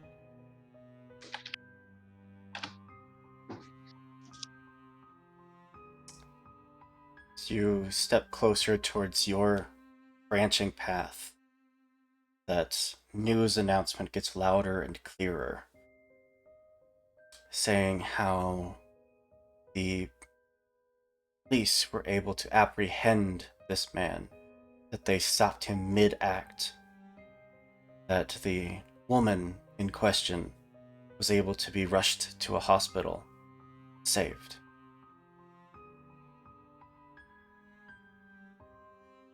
Eric, as you step further from your path, it is a garbled haze of a news report that starts to mention that EMTs were too late, that there was nothing they could do.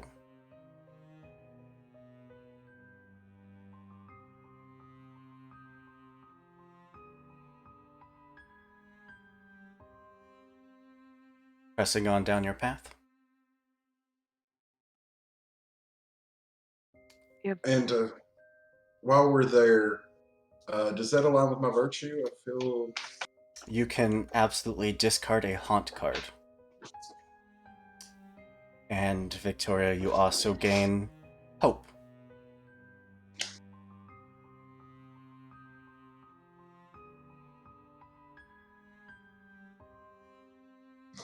As the four of you continue down your path, down your long, empty cement hallway, see the familiar shape and form of the door leading into cabin 4C.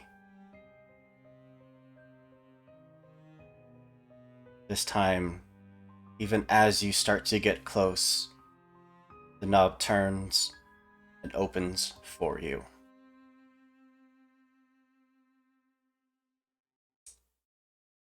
And that is where we're going to take a quick 5-minute break. Oh, man. We're... Oh boy. Yeah, don't go anywhere. We're just gonna take a break to grab a drink, stretch your legs, and get ready for what's coming next. So don't go anywhere. We'll be right back.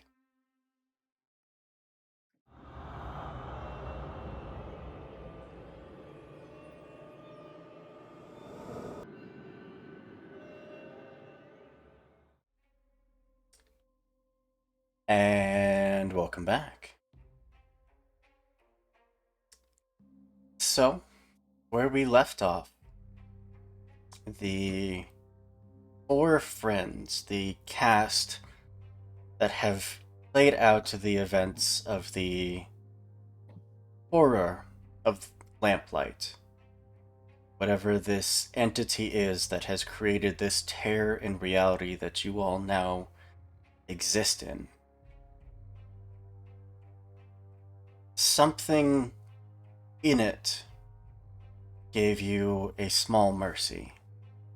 It gave you something that you have all probably been very lacking since these demons, these memories, these traumas started messing with you.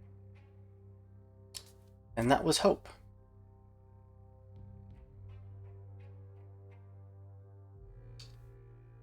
We do have a redeem for stress, which makes sense considering everything that just happened.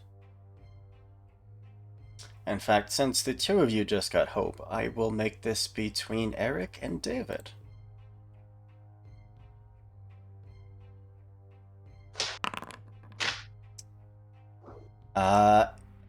Eric, do you want even or odd? Even. David, would you please raise your stress level?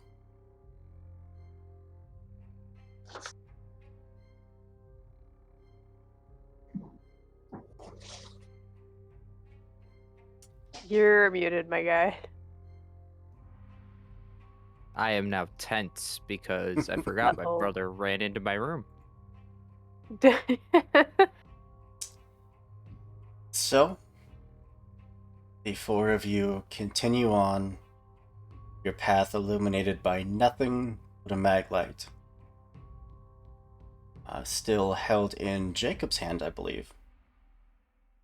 I believe so, yeah. You eventually came up to the door leading into your cabin 4C. Unlike before, where it was closed upon reaching it, this time it opened for you, as if waiting and anticipating your arrival.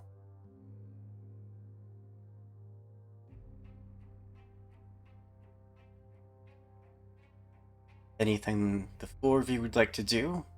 Or are you content to leave this layer and descend one more time? I'm not going to pretend that I like it, but it doesn't seem like there's any other choice. Can't go back. Can't hang out here. So, What You lies sure? ahead exactly? Wait, We have are we multiple sure we who the can't? fuck theories. knows now? Yeah. Are you sure we can't stay here though? I mean, maybe There's- we can go on the paths again. Retrace our steps. Maybe you get your reality, and everything can.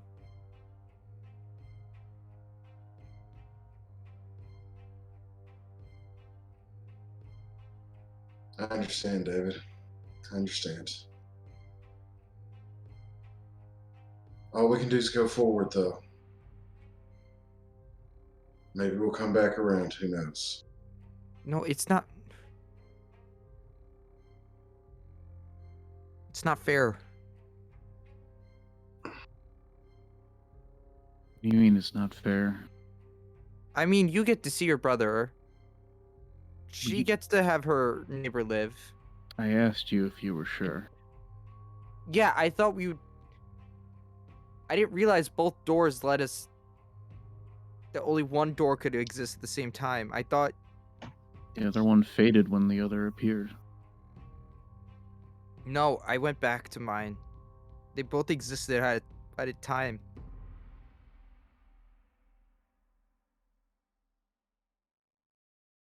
Sorry, David. I don't think there's anything that we can do now to go back and fix that.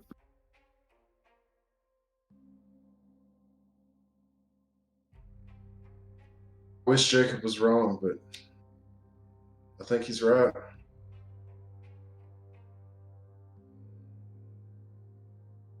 Come, come on, David. We'll get through this. You'll make everything right. You'll get a chance to see him again. What was his name again? Does it matter? Yes. It definitely matters because that's your hope to go forward. That's your reason to fight through this. It's just- All of.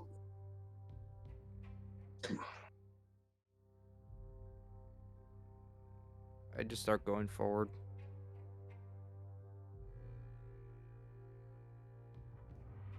Okay. Unless there are any objections, the four of you step through the door. It's coming to a gentle close behind you. You are standing in a fully empty cabin.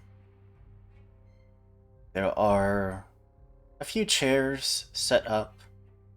There's some lumber leaning against one of the walls. There is an old oil lantern that hangs from the ceiling in the center of the room. While there is no clock above the door, there is a carved out circle with 12 numbers where the numbers would be, and two carved hands pointing towards the 6 and towards the 12.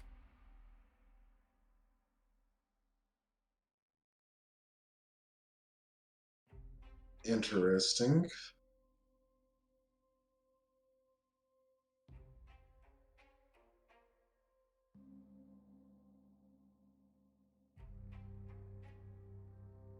So did we skip a few levels?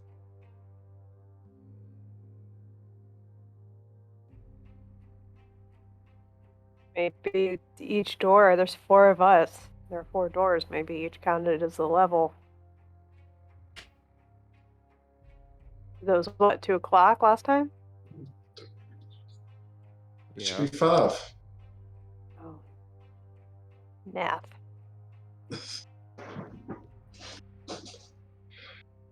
So that was different than any other door we've been through so far.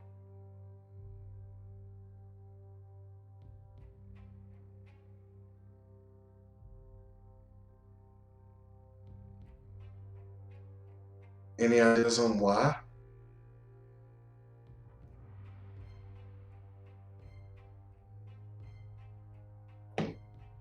Maybe we reached some kind of milestone or something?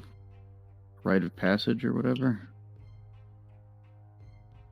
Seems like it. This town is to be trusted. We're nearing daybreak.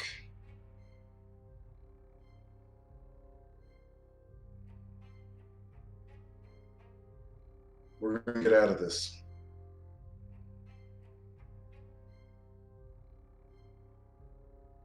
Everybody good to go see what awaits us this time? If we don't You really go. have much of a different choice.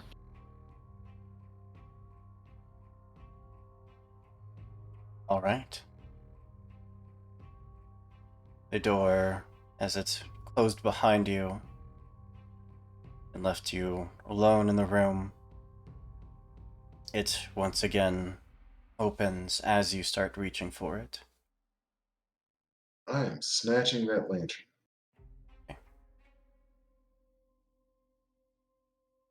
The snow outside has reverted to its just gentle falling. Very faint breeze occasionally catches some of the loose drift, just sends it spiraling across the sky. The other cabins that had been around here before are nothing but piles of logs yet to be erected. Main office, just the short walk ahead of you, is little more than the barely finished outline of what you've seen that it will become.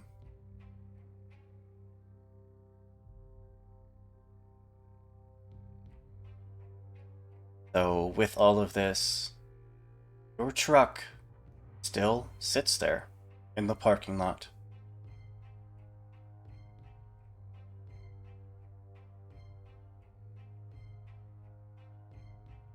What would the four of you like to do?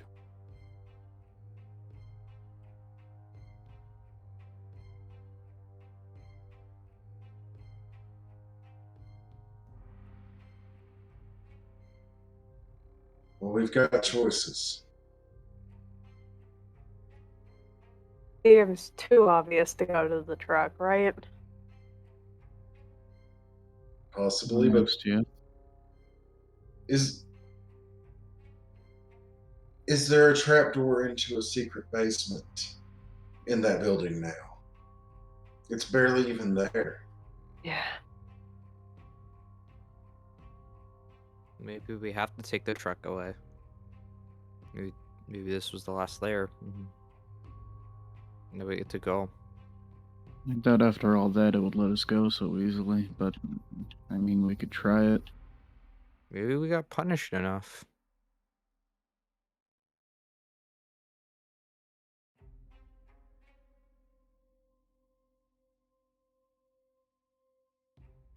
I'm just confused going. on what the point of all of this is.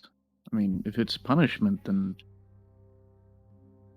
I mean, what is the motive? What is whatever the hell is powering this, or whatever's behind this? What do they gain from all this? Does it matter? It's over. Let's just go. I don't know if it is over. There's no more John. There's no more Elizabeth. Let's go. The car's here. We can still leave. Guess it's worth a try. Keep the truck running. I just want to have one last look. All right, fine. You three go. I'll go get the truck. Here, Come- David, I'll go with you. No, it's fine. They need somebody with a little bit more of a No. combat prowess. I'm pretty No. injured as is. Okay, look, I just want to sit down. Yeah, which is No one alone. I'm alone. Could do 2 and 2. Fine. Anyone who wants to come with, come with. But I'm gonna go get the car started and sit down. all right. So David and Jacob are going to the truck. Victoria and Eric, what are the two of you doing? Making our way to the door. Is there a door still? There or, is, like- yeah. Is there a There hatch? is. I guess we'll see. There's only Yeah. one way to, find out. We'll first move to Jacob and David. Two of you get to the truck. The keys in the ignition. Turn it. And without resistance, without fuss, as easy as it was the day that you bought this truck, the engine turns over.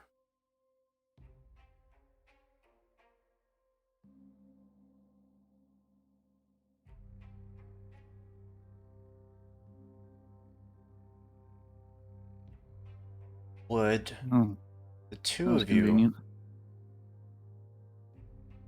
both make a temper check? Medium.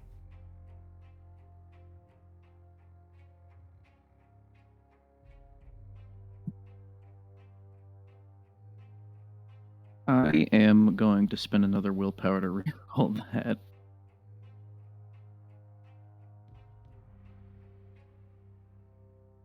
I pass. I am going to temper's spend only a another. 1. I'm going to spend another willpower to reroll that. There we go. Okay, I see my pass.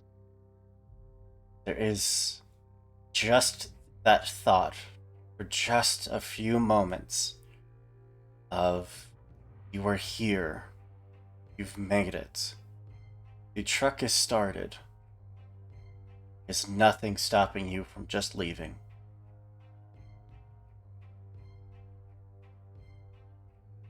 regardless of your pass or success, I will give the two of you the option right now. You can simply just go.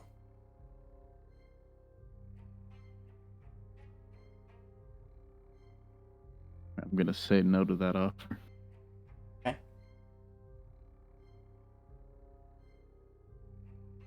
David's gonna floor the gas and start driving.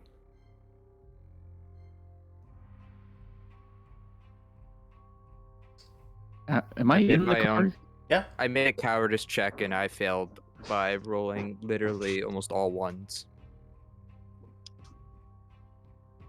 Jacob, the engine roars to life. What the I'm gonna punch David in the face. I take it and we'll continue driving. If he goes for it again, I'm gonna hit him right back. I'll grab the wheel and swerve off the road. You're a fucking coward, David, and I knew it.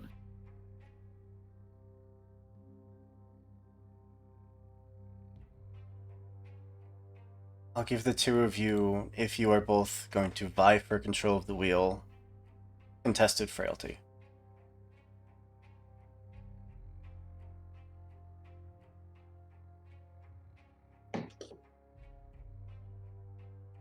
I'm gonna spend a Fail. willpower. Oh yeah, I forgot I have those. 1, 2. 3 successes. Shit, yeah, same here. 3 successes. I'm 1 off of a crit.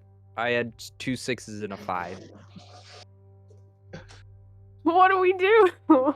The truck, as it starts to spin out, will immediately come to just this sliding halt. Engine still idling. The two of you, each with a hand on the wheel, just staring at each other. Fuck is wrong with you? Let's just go. Let's get out of here. I don't want to be here anymore. Let's just We're go. not leaving them No, behind. fuck it. Let's go. They're fine. Let's go.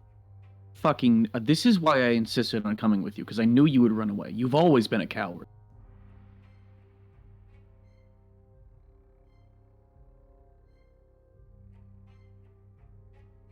Fuck you. I have the wheel. Let's go. And I start trying to push for the gas again. No. Gonna do whatever I can to make sure the car doesn't go anywhere.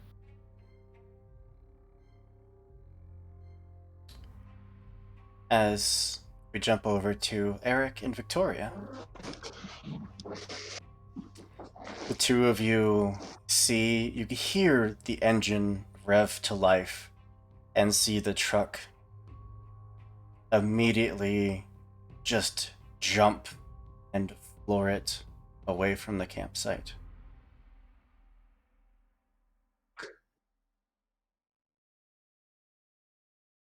Oh, It gets about 30 feet down the road and comes to a sliding halt.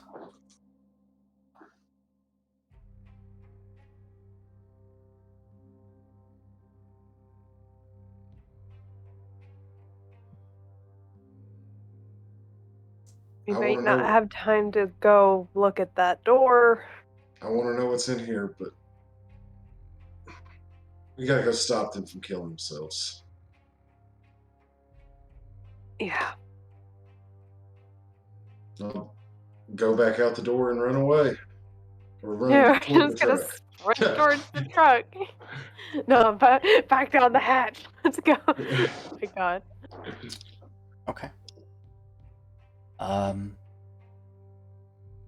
David, I am happy to give you another hard cowardice check, if you would like it. All right. Just know I have a 4 in this stat and need to I know. hit 5s.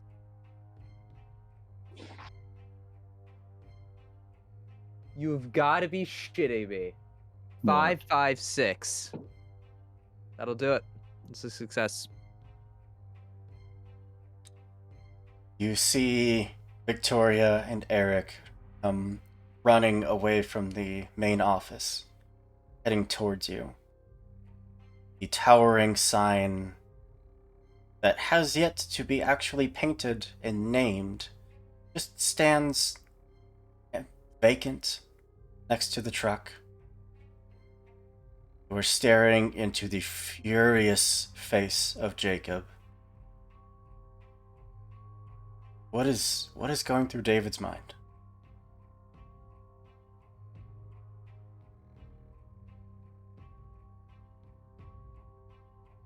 That he really wants to punch Jacob.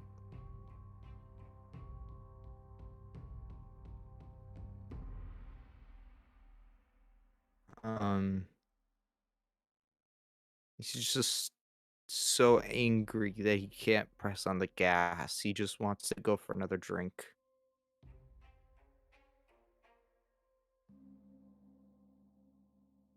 And just remembers that he can't see Jack. He can't ever escape. He's stuck here. And I think that thought pattern just keeps him from hitting the gas. I don't think he's like completely over whatever is happening to him. I just think he's just too overwhelmed with emotions to like stop. Like, sorry to start.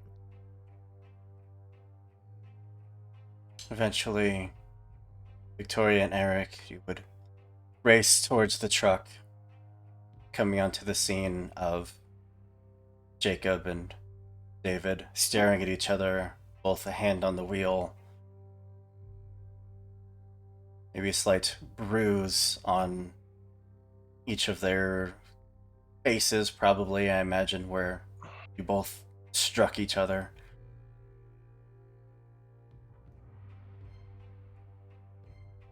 Cecil tried to drive off.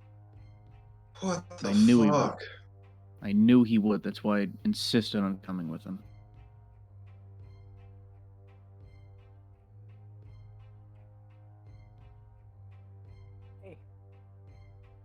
Why, David?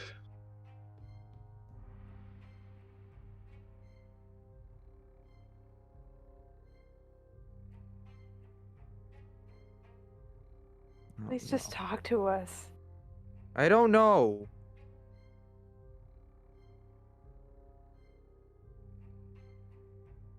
I just saw an opportunity. I went for it.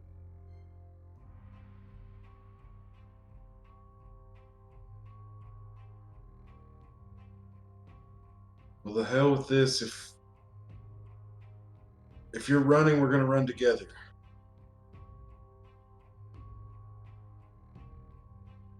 And I'm actually going to climb up into the bed of the truck. Okay.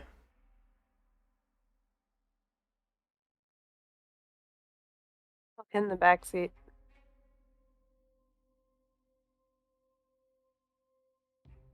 I guess this works.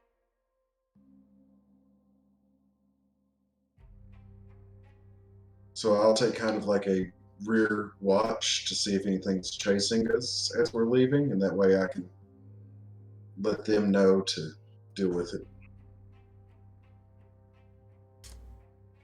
From the door to the office, where it was wide open for you, there is a singular figure standing there. That of Joshua.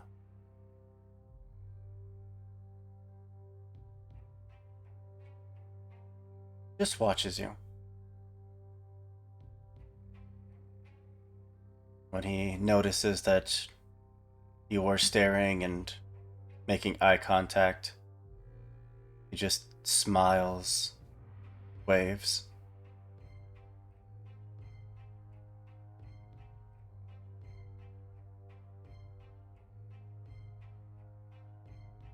What do you want? And I actually yell that as loud as I can because obviously there's some distance between us.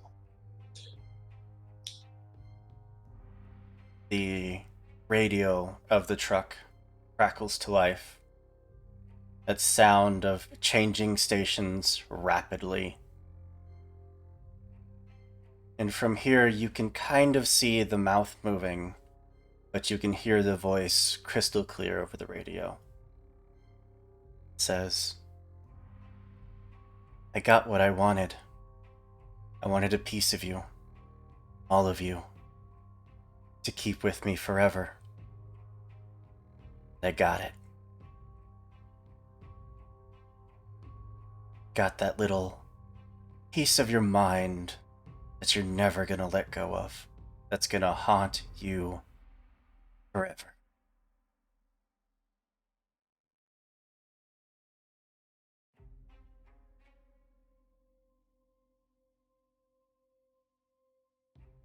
Am I able to hear that? Mhm. Okay. No, fuck that. I hit the window.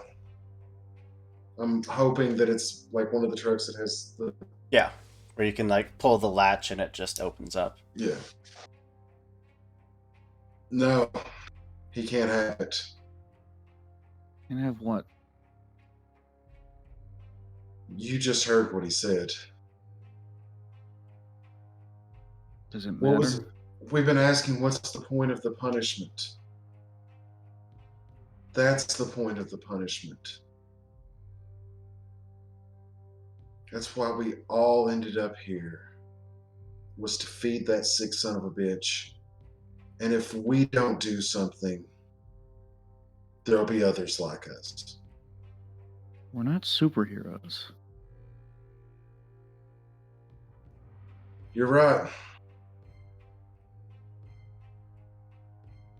You guys enjoy your trip. Hopefully you can make it out of here and I'll jump out of the bed of the truck. What the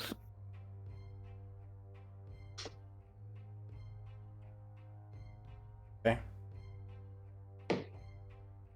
Do I have to do something for that? Because that's kind of dangerous. No, Okay. I'd say the car's stopped, so Oh, you're okay. In my Just head, it was. In my jumps head, out it was moving. anyways. Yeah.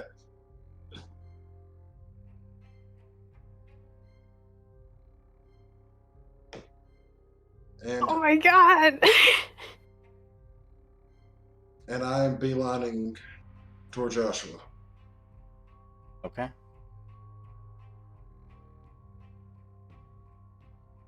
The rest of you? I guess. Make a roll. Come on. God, I don't know.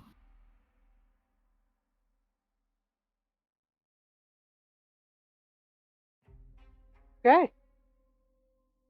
Yeah. Vic is going to at least open the door, lean out, and like, is this guy within shooting distance? Can I shoot him? Absolutely. Great, cool. I would like to do that. What do I roll again? I think we made that clumsiness before. Clumsiness. Okay. At this And it's distance, you're probably looking at medium. medium. Okay. I can do that. Wow. Yes, that is a success. The shot makes impact into the collarbone area, and it creates this hole where an entire spray of that crimson gelatinous goo just splatters across the snow. Doesn't flinch, but the head does look down towards the wound. And when it looks back up to you, there's this shadow that washes over it. The image that haunted your nightmares for so many nights after, of just a shadowy figure, the jaw missing, the shadow extending down to the arm holding just a dripping bloody knife. The tongue just rolls out and just hangs there.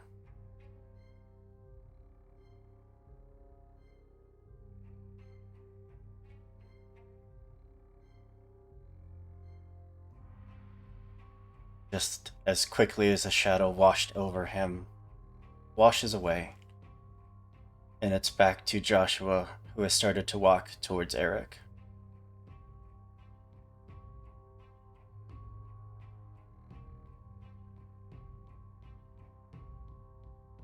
This is the choice for the three of you.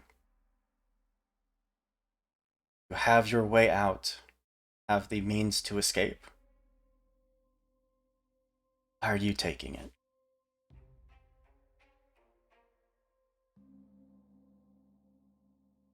I mean, that other piece probably isn't going to come back, so I'm not about to lose another one. Eric's already made that choice, so I'm gonna go after him. Okay.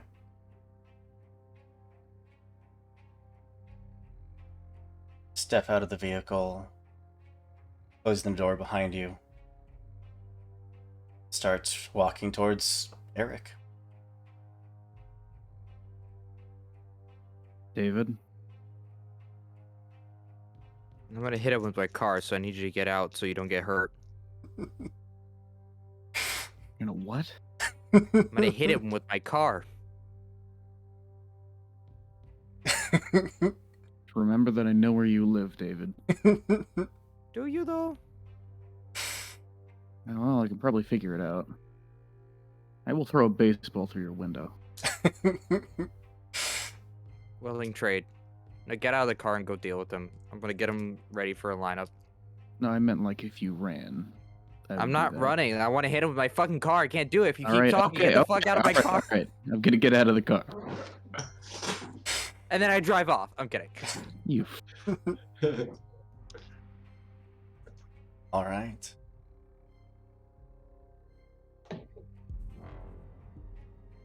As the truck is turned around, the three of you facing down this very human-looking figure. I'm gonna have each of you just roll 3d6, and I'll give you a target number to tell me if you are above or below.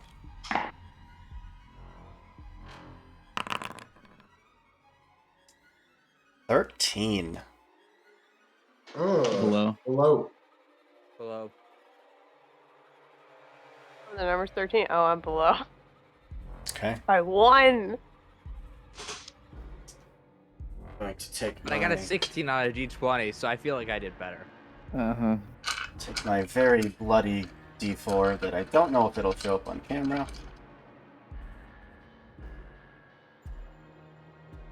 Get my dice box. I think you can see that. Boy. Yeah, vaguely. Kind of. Let's see it on stream. So, it looks like a 2. I No. can't tell. Anyways, yeah, that is my bloody Your dice. camera is just not focusing on it very well. I can tell there's blood on it. I can see enough to see what it is, and that is in my wish list right now. So Oh, perfect. No, still can't see it. That got better. Anyways, I'm gonna roll a D4. Go 1, 2, 3, 4. 3. As the four of you start facing him down, the figure shifts into a gaunt, very frail looking man.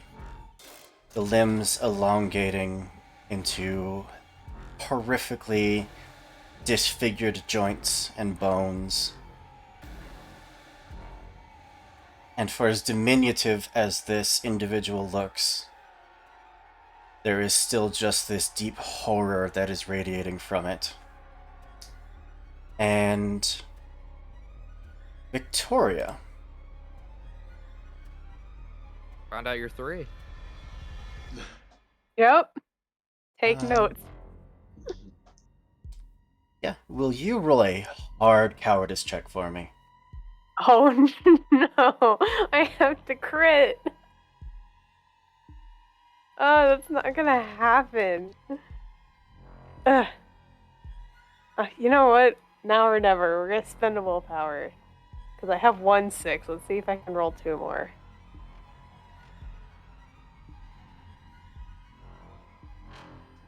Yeah, nope. It holds just one hand towards you. Those bony, almost dagger-like fingers extending out in a very friendly gesture towards you. And much like Eric in the bathroom when it reached towards him, from that moment, your vision, your consciousness just flips off like a light switch. Would this be a Revolver. bad? Oh, would this be a bad thing that I could deflect with a hope? Oh, you absolutely can. All right, we're gonna do that. Revolver in hand, you start pointing it over towards Eric. Start taking aim. And then there is just the recollection that you have something to look forward to once you leave here. And whatever this is, you're gonna kill it. You're gonna kick its ass. And just like flipping that switch the other way, your consciousness returns before you pull the trigger and let a bullet out into Eric. Well, that's its turn. So, who of you rolled the highest?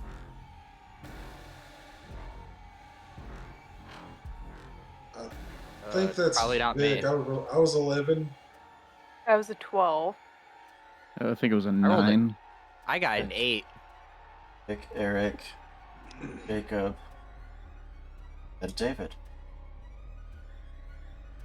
So, Vic, the gun is in your hand. You started to point it towards Eric and then caught yourself. What would you like to do? Yeah, I'm just gonna point it right back at this thing and just say, nope, justice is better. And we're gonna try to shoot it again. Go for it.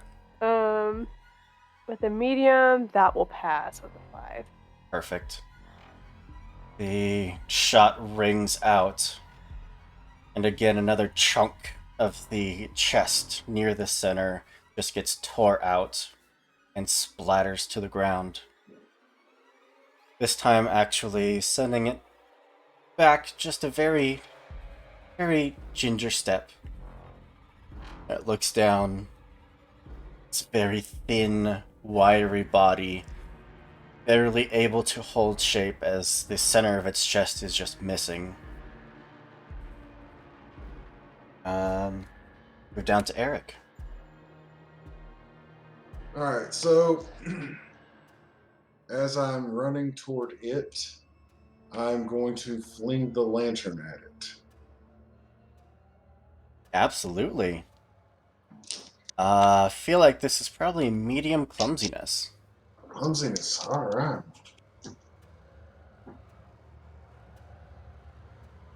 Spend a willpower. If ever there was a time.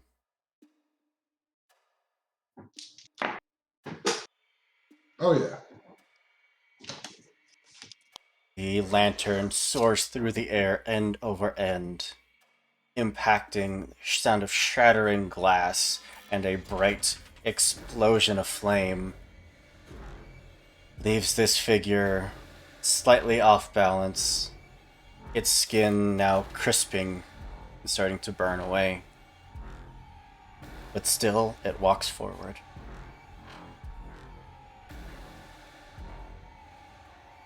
Jacob.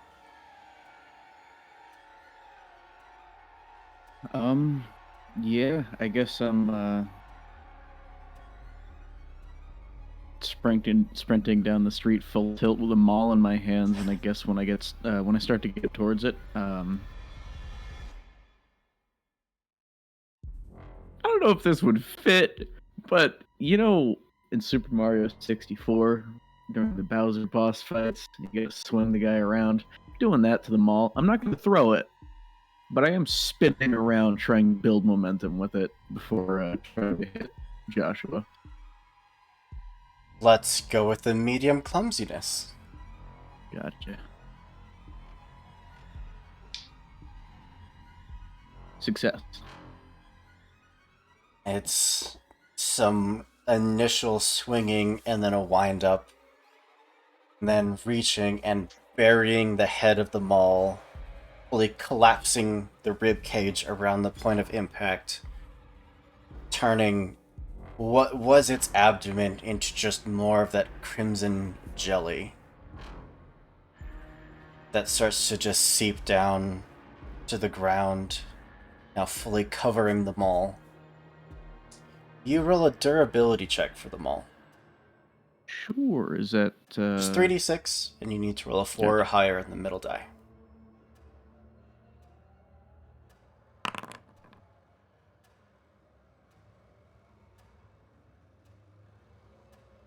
I'm going to spend another willpower, which drops me down to 2 willpower.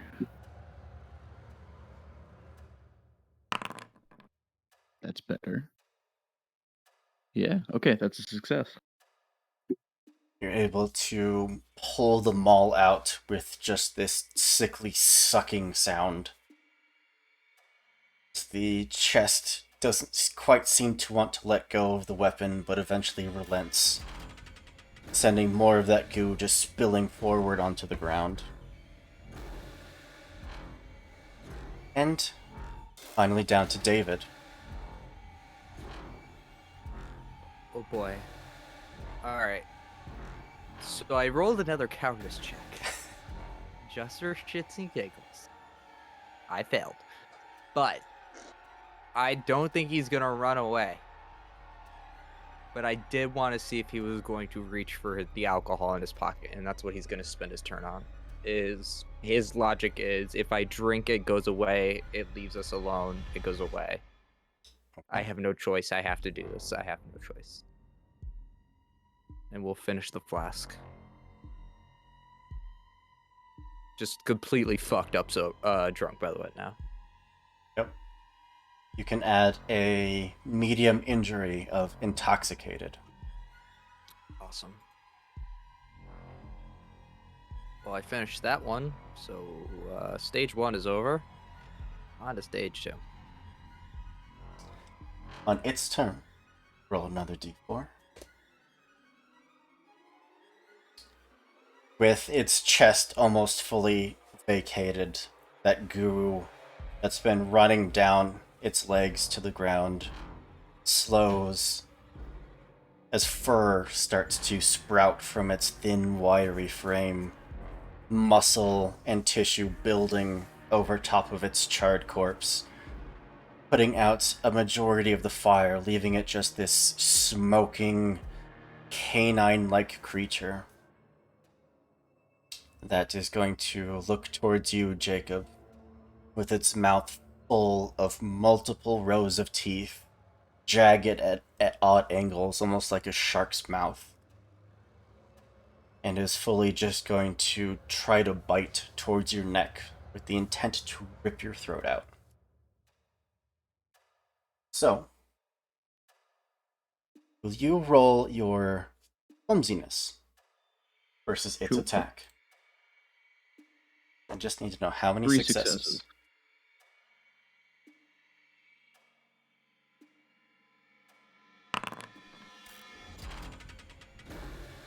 Three successes. The fangs lash out towards your neck.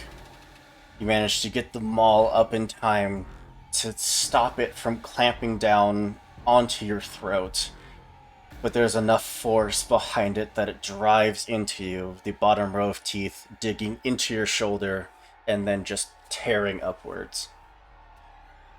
You have a medium bite wound to your left shoulder. And it fully just has you in the grapple, its teeth still trying to bear down onto you. That's 3 pips, right? 3, yeah. Gotcha. Vic? I have 3 more of these shots. We're just gonna keep trying. Yep. We're going for a headshot. This is a hard check now. Ooh, hard. Okay. It fully has Jacob, and the two of them are twisting back and forth, wrestling for control. Yep. Okay. I use a willpower because I only need to reroll one of these dice. Not at all, Nikki. This would be a perfect time to add stress. Perfect. Perfect. Nikki, don't you Yes. dare. We got it. We got it with Nikki, the I flood. have the points. I will counterspell. The shot We got it. We're good. rings out, and the left side of his face just gets blown away, showing you the interior of multiple faces, of eyes that just start rolling out of the socket and just hanging limply, of teeth that now shattered and cracked start falling out of its mouth.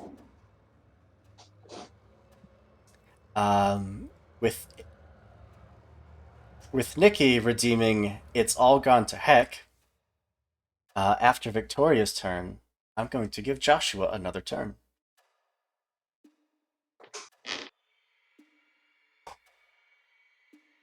It won again. Its form does not shift from its canine-like stature. Its thick, matted black fur starting to cover you, Jacob, in just this viscous goo. Almost smells somewhere between like motor oil and vomit. It is again going to try to bring the fangs down into you, trying to bring you to the ground. Another clumsiness, please. Yeah, sure.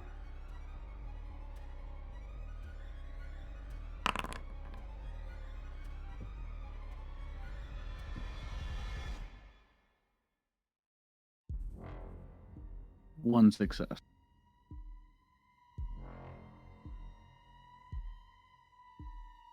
Now, just fully putting its weight into you, that half the face just a mess of that crimson jello, it manages to get above you and start shoving you to the ground, where it collapses on top of you and fully brings the fangs into your shoulder, into your collarbone, digging into your chest and the back of your neck, before biting and ripping upwards. You have a grievous injury that is 9 pips.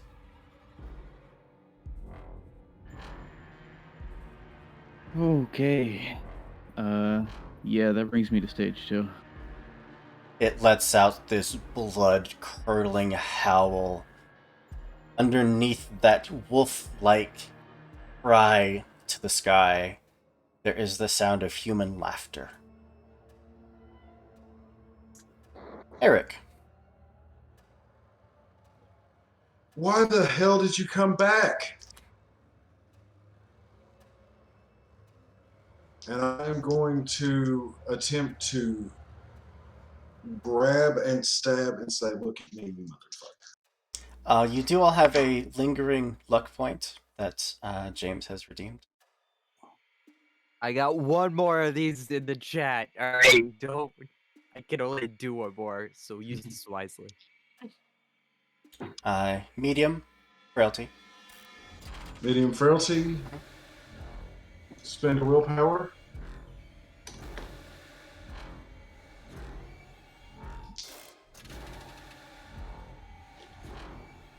Spend a willpower.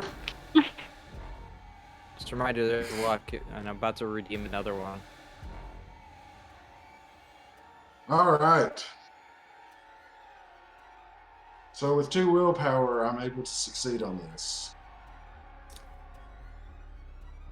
The knife fully buries into this thing's back, and it cuts that howling and laughter short in its throat. And with the mouth still full of tissue, blood, and viscera from Jacob, it just turns to look at you. I stare back at it. Speaking of Jacob, from the ground underneath of it, you are heavily bleeding. Oh,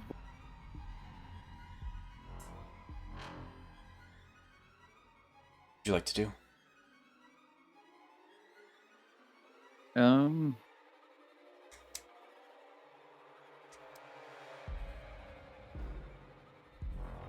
I guess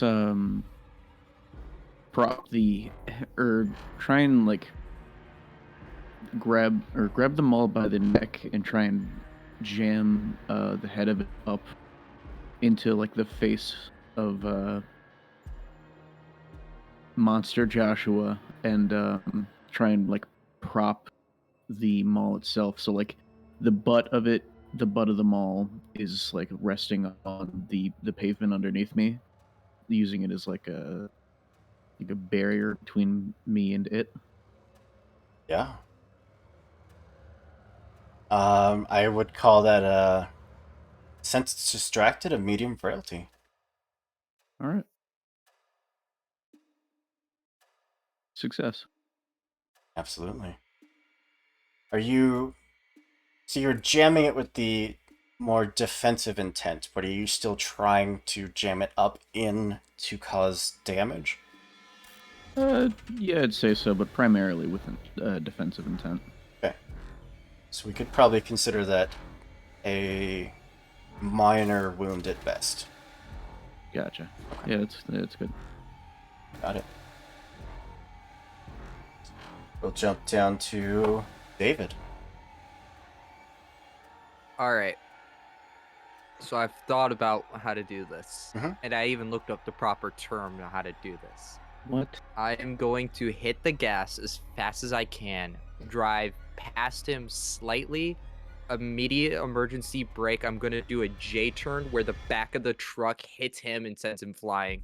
So I will drive past all my friends and then immediately emergency brake, cause a car to snap around.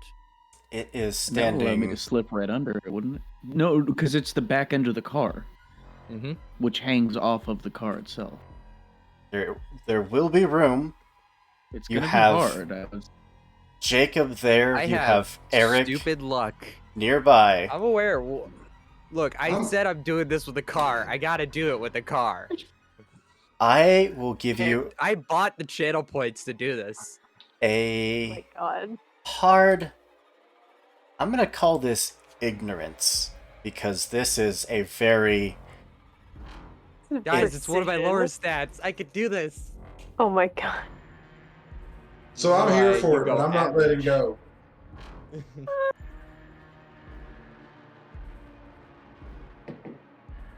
Sped too well. So I rolled a little shittier than I thought. Okay. Hold on. Hard. Hard. Alright, I'm gonna use one of the floating lucks I bought. Okay.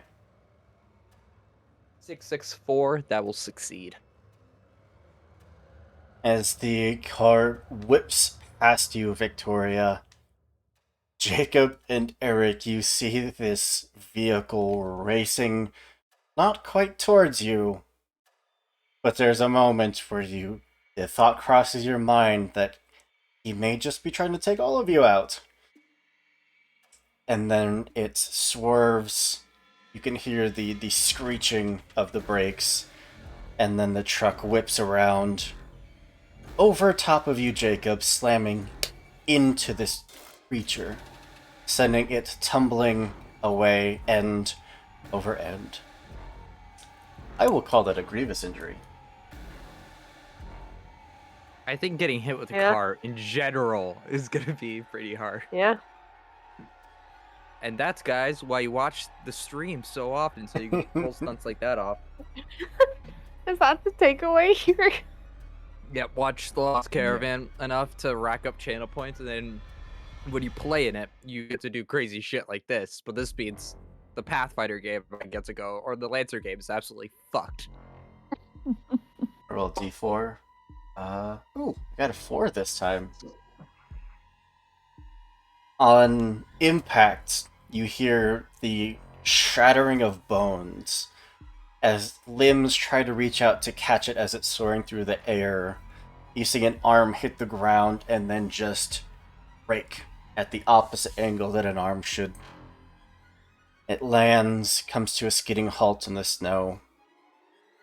And from the pile of fur and blood, you just see skeletal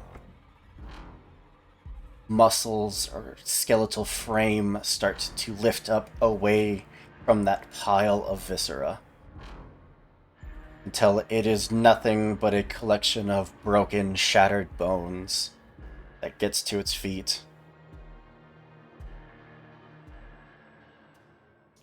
It looks towards all four of you, and in just this scream of pain, asks each of you, "Are you having fun yet?"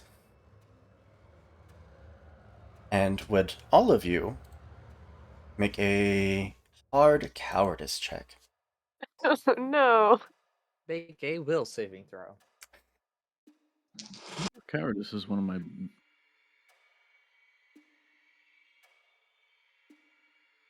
Yeah, no. That's not gonna work.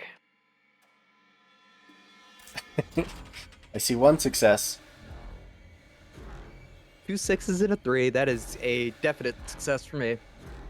And cowardice is my second worst stat. Anyone else? I rolled triple ones, so what I'm Oh. gonna do. I do have one more Remember floating that- luck. I hate to use that immediately, but remember that thing I got earlier. Hope. Hope. It will let you auto-succeed. Okay, I'm gonna burn the rest of my willpower before I spend that. Okay. Let's see. What happens if you hit 0? Nothing. You just Oh, don't have this- anything else to spend. Gotcha. It sounds kind of sad. Better. You have no willpower. Woo! Okay. I succeed because I burned 2 willpower. I am now out of willpower. Okay. I failed. Same. I was like, I don't even want to use the willpower on this. I have 1 left, and I would have to crit, so I'm just not going to. I have like middling Eric. cowardice. And Victoria, the two of you feel your hearts start racing, adrenaline coursing through your veins, and it continues to beat faster and faster to the point where your chest starts to hurt that it's beating so hard. And the two of you just for a brief moment feel like your heart's just going to give out and explode.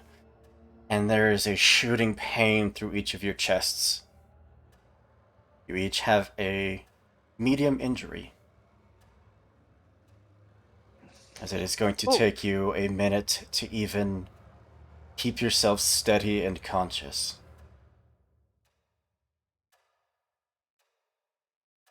Oh, that chest pain. Oh fuck! I think my camera died. Oh no, it did. I had a great spot, by the It's- way. Very flattering. Whoa! What the fuck is that? Oh no! He's green. Guys, the monster got him. But we'll jump got down him. to Vic. Um, okay, you said it's probably gonna take a minute to not like You feel can, that. of course, simply push through it. You can spend this turn basically fighting it, relaxing yourself, calming your heart, getting control, or just riding through it, taking your turn as you would, but it's going to continue to beat, continue to hurt.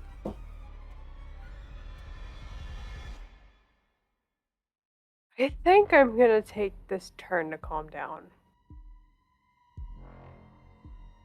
You just take a step back, holding your chest, controlling your breathing, letting it calm, letting it no longer pound in your ears, and that pain recedes. Eric, same thing. I'm going to jump off the balcony with my knife. Okay. You are going to suffer another medium injury, the 3 more pips. Alright. But a leaping attack towards this thing, go for it. Well, Frailty. since you are leaping, I would actually give you frailty or clumsiness. Your choice. I will go clumsiness. Medium. Yeah. That is 3. You impact this creature, your fist and the blade, probably not doing as much good in this moment as maybe a flesh and blood creature, but still you impact and shatter bones as your fist just hits and then continues to go through. And as I just look back and go, run. It's another medium injury creature. After Eric is Jacob.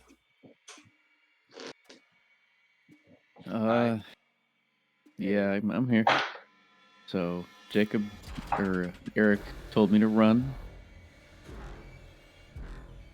Probably fucking run then. Yeah, I'll run. Well,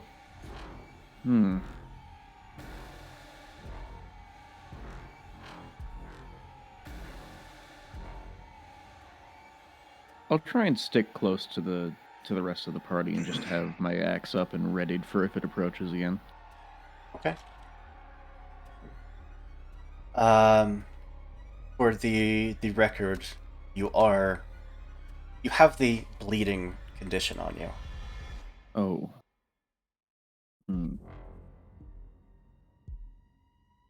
Not that mechanically that means much to you, but letting you know. Okay. Gotcha. Jump down to David. As soon as this maneuver, you feel the impact in the tail end of the truck, and then the motor cuts out. Yeah. Who needs that? As the car comes to a stop and the motor kicks, flask in hand, fire poker in the other, can he see it? Oh yeah. It is currently face to face with Eric, who has his arm through the creature. As he gets out of the car, he looks at the bottle. Who fucking needs this?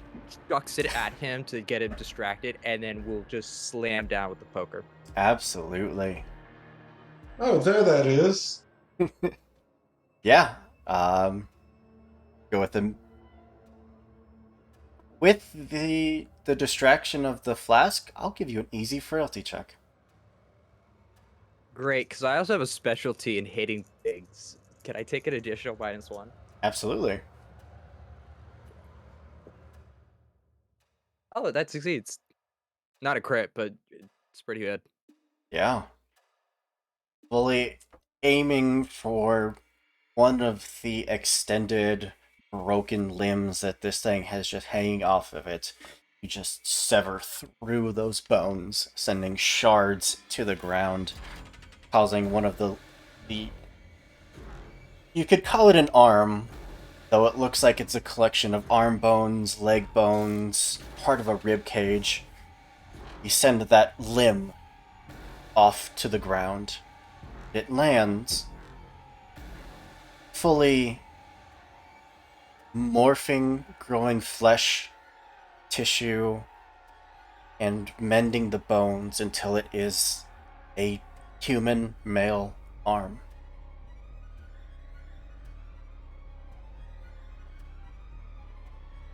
Can I do anything to react? Can I like start hitting it?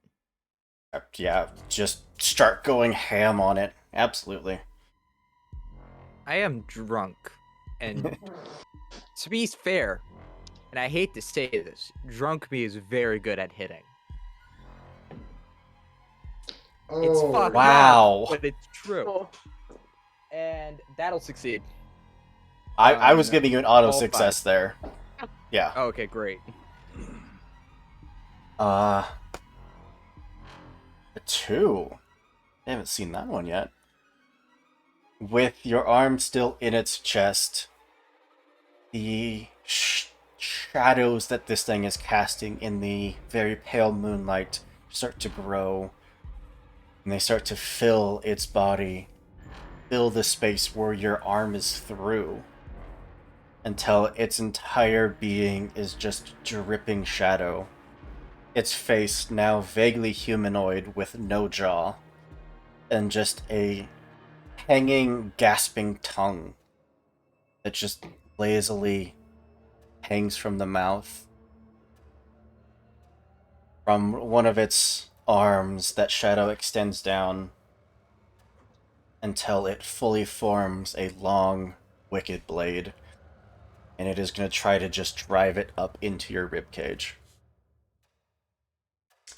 So roll your clumsiness, please. 2. Should I? Should I? Yeah, I'm going to. Nah, 2's fine. 2's You have fine. 1 floating. Okay. That's a crit. Maybe I should have used it. There is a flash of such a familiar scene for you, Victoria, as the blade just slips up, as if there were no resistance, into the ribcage of Eric. A full 7-inch long blade that just goes straight up. You also have a grievous injury now. That is 9 pips.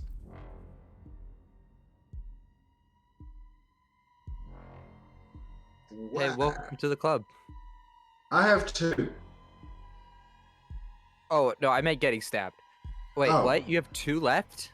Yep. Oh my Get the god. fuck out of this combat, dude. Ah! Vic, Oh my god.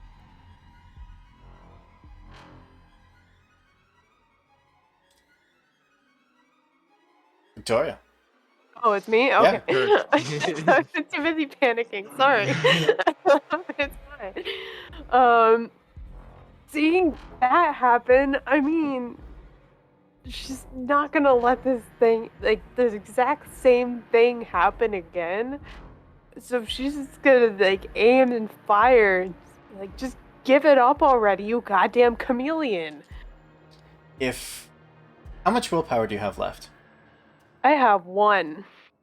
If you want to spend that, I will let you empty the clip. Yeah, let's do it. Okay? I think you had 3 shots left. Yep. Okay. Roll for it. 3 medium clumsiness. Okay. Or not empty the clip, but empty the round. So you know what Yeah, I knew what you meant. Should have my stats by now. Medium, that one will be fine. Second one, that one's also fine. Third one, yes, that 4 will beat my 3. Yeah, go for it. One shot after the other, all 3 of them ringing out, tearing away chunks of its shadowy form. After every impact, that part of the body starts to fade from the shadow to flesh and bone. Its figure fully starts to recede from its monstrous, murderous form back into that of Joshua. Just a man.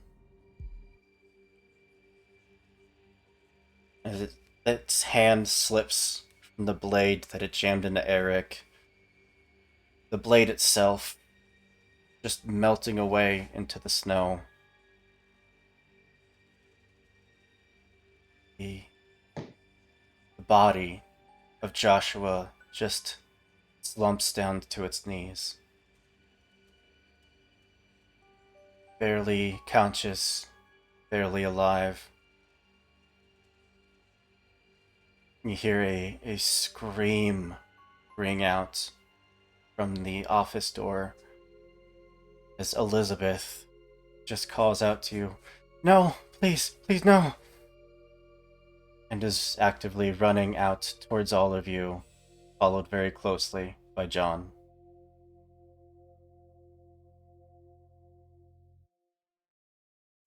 Are we still in combat order? No, I mean, Vic is rushing up to the group members that are bleeding out at this point. We have two of them.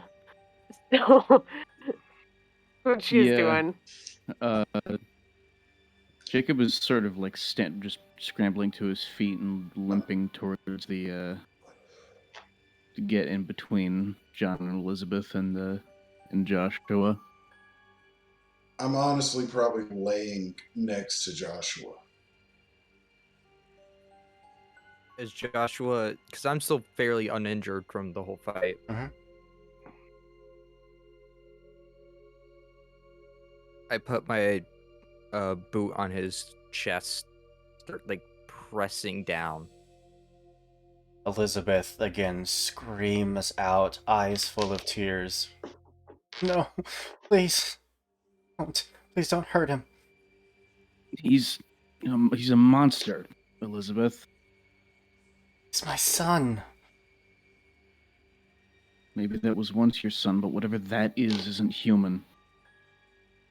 No, just let me take him. Like you're free, all of you. You can leave. Just let me take him. You know what? Maybe you should. And then I jammed the poker into his eye and then down into the floor.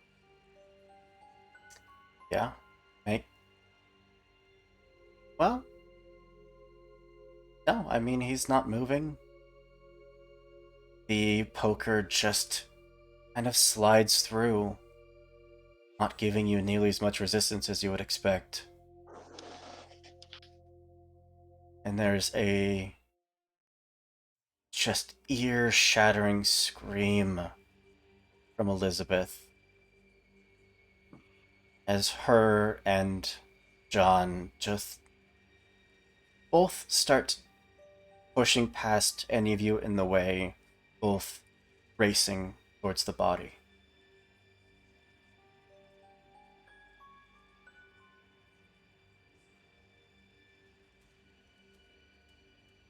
You would see two very different expressions on their faces. Elizabeth is pure sadness, pure agony. John is fury.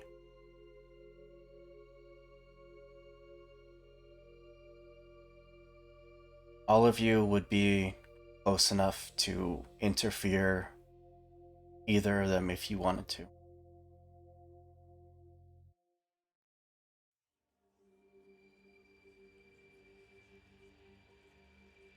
I feel like if I tried to stop John, I'd get fucking ran over immediately.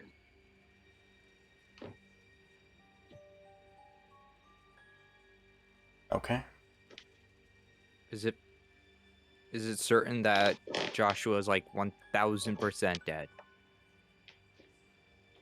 Or at least as much certainty as I could put into it. As much certainty as your mind would comprehend at the moment.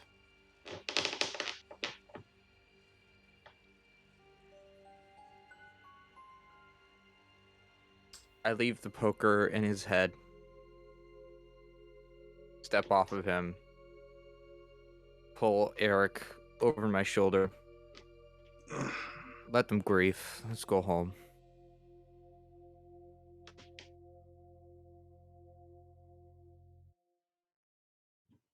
And then completely forget that the car's fucking broken. And I need to go deal with that too. There's an odd interaction behind you between Elizabeth and John as Elizabeth starts just cradling the body of Joshua, and John is doing his best to just pull the body away and seems to be reaching for the poker as a weapon. The moment the two of them are divided.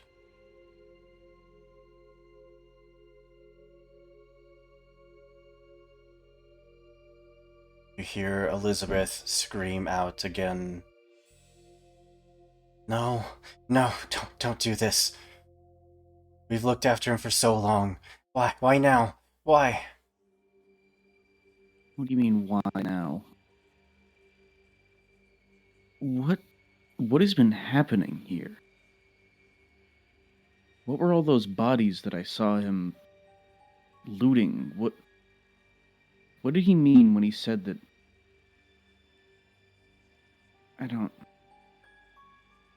What is this place? John, this time, would look up at you, pulling the poker out. Hell.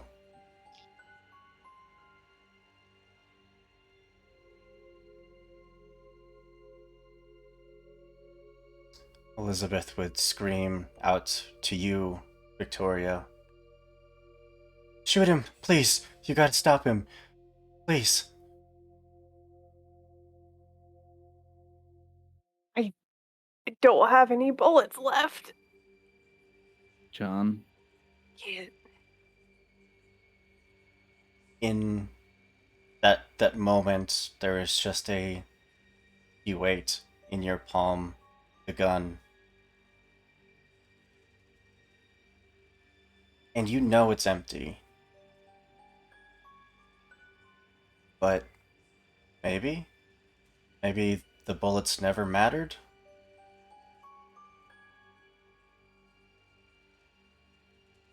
At least he doesn't know I don't have any left. I'm just gonna aim and shoot. Okay. Yeah, we're just gonna even shoot and try. I don't know. I got It's nothing. just a single round, single pop from the firearm that leaves everything dead silent.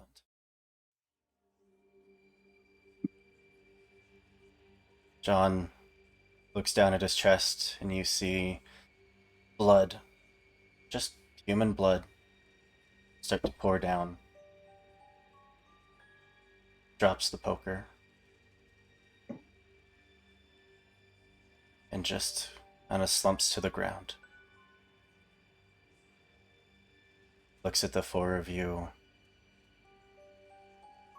In just a low, gravelly voice, says, "Get out of here."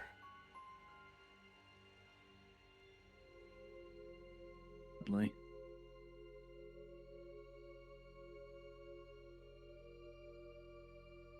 You gotta go.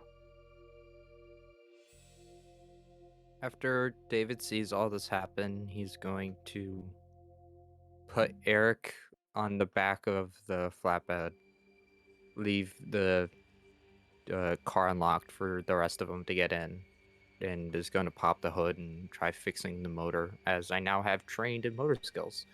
So I can now fix things when it's broken. I'm trained in mechanics. And in case John tries to pull any shit, I also pickpocketed Eric's knife. Oh, fun. Because I have I'm not gonna specialty in stop it, and you. there's not even gonna fight me. I'm just Uh, going, oh. the truck is no problem to get started. It fires to life as soon as you turn the key. The body of John that just slumped down in the snow is now fully just collapsed over. There's a thin layer of snowfall that started to collect on top of it. Elizabeth just sits there, weeping.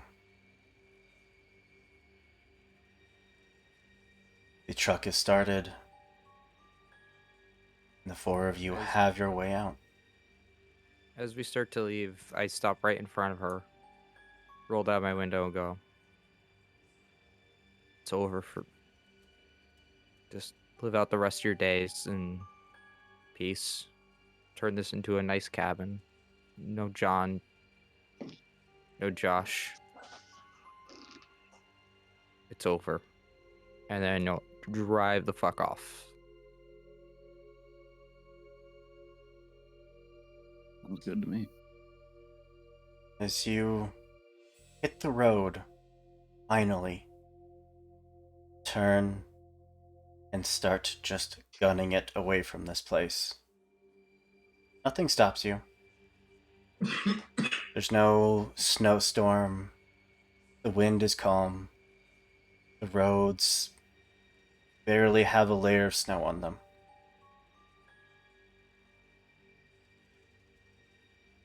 That's when the radio again clicks to life, starts jumping through stations again and again,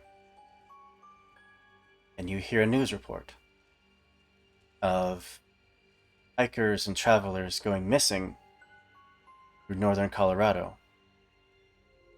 It changes again to local campsite under suspicion as being cause of missing travelers.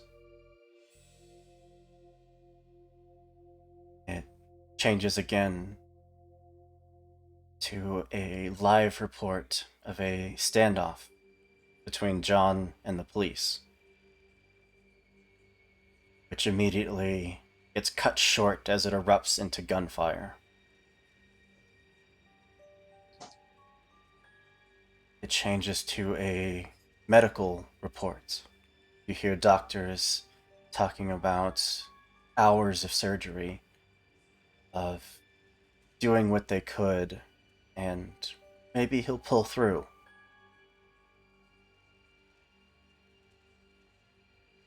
It cuts to a report of a trial, of a hearing, where...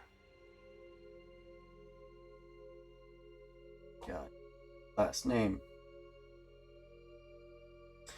Where John Hampton currently sits on trial for the kidnapping and murder of over a dozen hikers and travelers. You hear of a testimony by the wife and son saying that he was a monster, that he's guilty. And finally, a story listing out the finale of John's offense, a execution, a death sentence.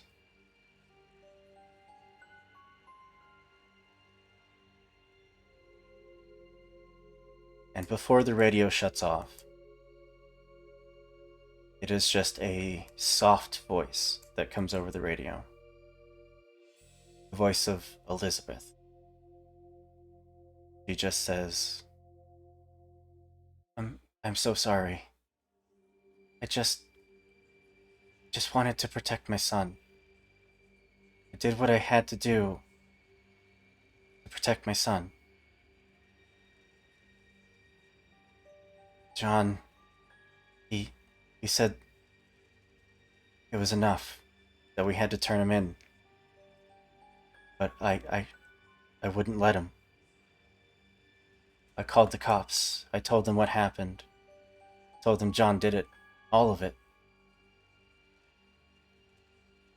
They came, took him away. And I finally was able to keep my son safe.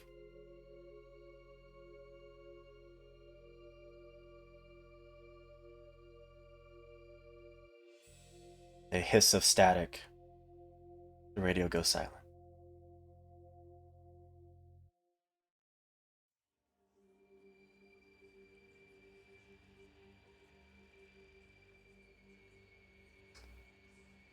It's a couple miles up the road that you finally do come across the first sign of civilization.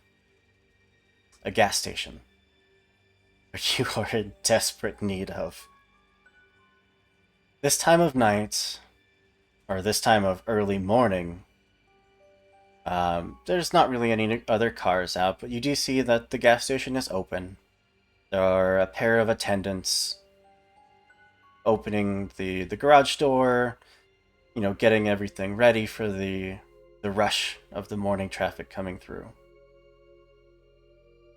Pull in a woman, about the same size as Victoria, with just kind of messy, long blonde hair. Just opens the door to the convenience shop, and you hear the ding of the bell. He just shouts out, y'all doing all right out there? That's kind of cold. You all look. Oh God, you look awful. What happened? You wouldn't believe us if we told you. And it's a hell of a long story. Well, while you fill up, why don't the rest of you come on in? We'll get you something, warm you up, and gotta see if we can wash you off a little.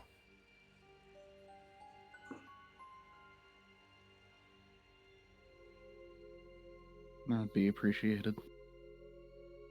She yells into the store. You might want to put a hurry on that coffee. We got a few guests, and they don't look so good for the wear.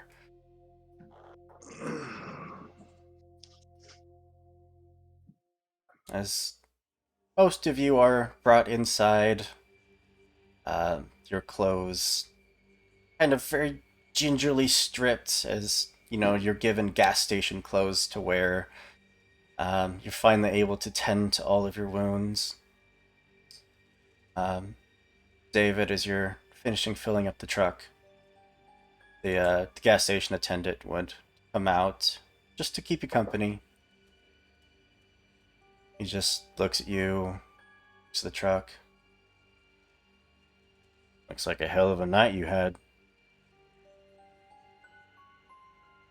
One could say that. There is a just lingering familiarity of this individual.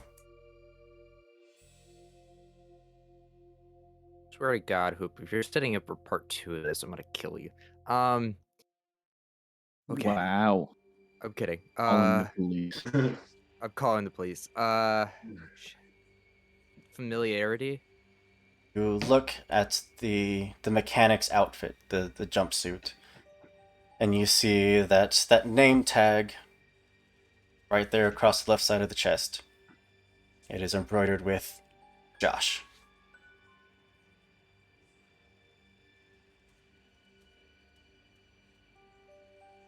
Of a night, isn't it? David looks up.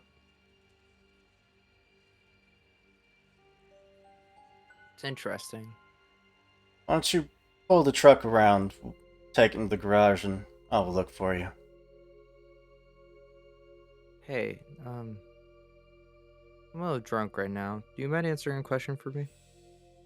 Yeah, sure. What year is it?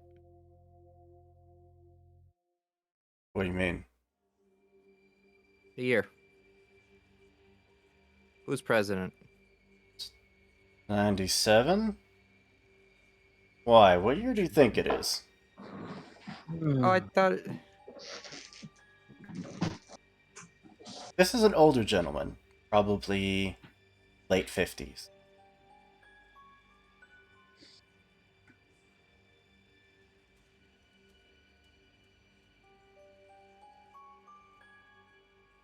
Oh, come on, stop acting all crazy like. Pull the truck into the garage. We'll take a look at it.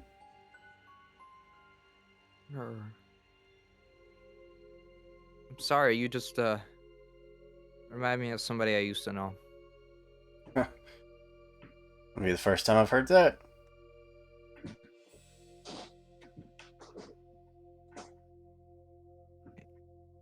There's a book that I read around about these parts before we came to camp. I don't know, you just remind me of somebody from there. Well, I don't think I've ever been in any books, so... I don't know. There's this guy named, oh God, the name's James John. I don't know. Just remind me a lot of a picture of him, that's all. Huh. I, I mean, it's a pretty common name. I've known a few Johns in my life.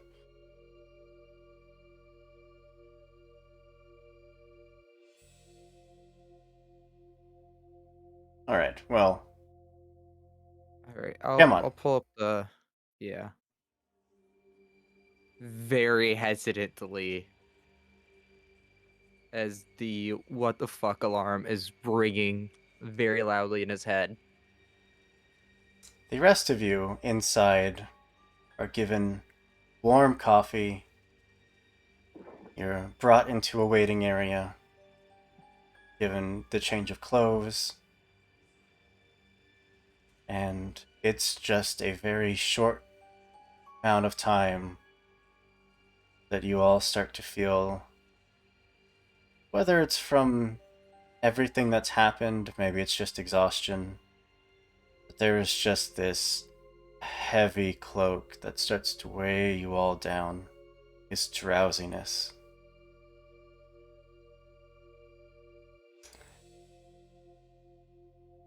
And that is where we're going to put an end to this game of Locus. Oh. What? I don't like it. What do you mean? Hooper. Don't make us do a part 2. I can't. One was scary enough. I mean, I can't do a part 2. I get kicked in the ankle and I die. Yeah, exactly. You literally can't take You are another on the apart. brink of death. Uh, God. you just, none of you failing your attacks and continuously making your saves, burning both of your hope. I actually didn't burn my hope. Remember that. Oh, I yeah, used, you I used used up all your- my willpower. I still Right. have my hope. well, what it took. All the resources. It's what it took. Oh my God. well, I had no idea that clumsiness would be used for attack rolls, so it just kind of so happens that I was the best one at fighting, I think. Yeah. I think I put that one up at 3. So well, with maybe a story that continues at some other time with some other people. Maybe it takes place here in this gas station. Who knows? I just want to give a massive thank you to my wonderful cast for the past 4 sessions, for the past couple weeks. You gave me these heavily traumatized characters and said, make a monster out of them. And And God, you fucking sure and you did. did. Yeah. oh, I have had so much fun with this game. It has been a roller coaster of emotion, and I love it.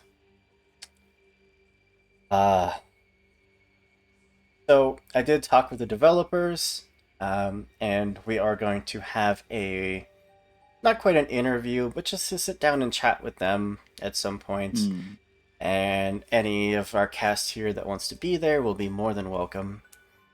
Yeah, sure. And we'll I'll kind be- of deep dive into our experiences and what we thought of everything. But just real quick, I did want to get each of your thoughts on the game, on just, maybe Locus in general, but maybe this little mini campaign, just whatever's immediately in your head. We'll start with Heck. What's Oh. what you think? I love this game. Like, it's so cool. Like, I've mostly been playing, like, primarily D&D 5e, and Powered by the Apocalypse would be another, like, really common thing that I've been around.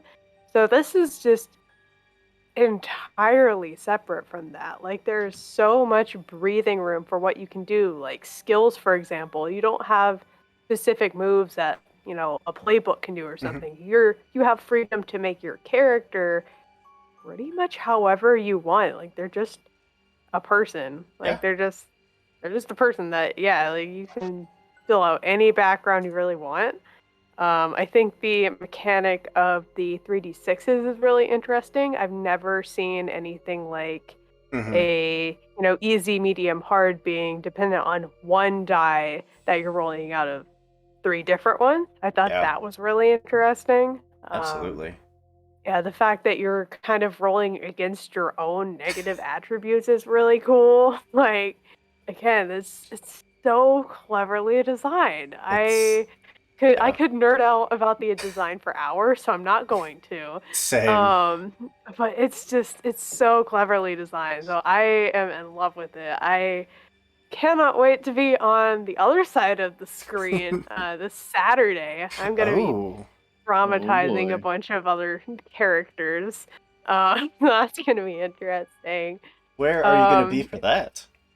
TPK roleplay. I will be playing with the Coven, which is our all femme group that we have within the community. So it's gonna be cool. It's going to be very, very cool. Heck yeah. I'll go ahead and spoil it. The setting is going to be an abandoned convent, so it's going to be Ooh, creepy. It's so going to be good. creepy. Um, I'm ready. if you need any, if you need anything from me, I am all ears. I am now that our game's I will over. definitely keep that in mind. Yeah. I'll divulge all my secrets. I don't care. Oh um, yeah. yeah, but we'll jump over to the cameraless tie. If my camera fucking died. So I'm the green man now. But yeah, I love. I mean, all of the stuff that Vic said, or why am I Vic. still referring to you in character? All the stuff that Hex said applies for my thoughts as well. I also really like the I like the feature with the deck of cards and how it like constantly escalates the like stakes and the tension over Mm-hmm. time. It's a very fun system, as is the stress system and the willpower system. The ability to like expend a resource to re-roll if you got a result that you didn't like. Mm-hmm. Um, but yeah, it's an awesome system. I had a lot of fun with it. And Um, the way that they build it, I I think it's meant for like one or two games because I definitely had to slow down the pacing of drawing cards, of injuries, so that we could spread it out to a fourth game. But yeah, you can modify that to whatever extent you want. You can make they could basically be drawing cards just constantly for all the terrible things, or like we did, where you draw maybe 3 or 4 cards a session. and because the system's very like simple and rules light, it's not too hard to just change the system according to Absolutely. your wants and needs. Absolutely. But yeah, that's yeah. I had a good time. Heck yeah. And Dave, a resident horror TTRPG expert in the house, what did you think? Oh, I absolutely loved it. Like, I'm so excited because now that, like, I'm sad that it's over, but now that it's over, I can break open the director's book and get ready to start planning my own adventure, which I've got Mm-hmm. some ideas, but I'll dive in a little bit deeper and understand. I think to me, the best part of Locus was that your monsters are directly related to your character. Mm-hmm. Yeah. So it's not so much like an external force, even though it is at times, but it's that fact that, they know that this is something that's a part of them. Yep. I I did not have to like I don't have a bestiary full of monsters where I'm like, yeah, that would be cool to run, that would be cool to throw in there. No, it was legit. I took the story that all of you gave me, I broke that down into different attributes, and that built the monster, which was so much fun.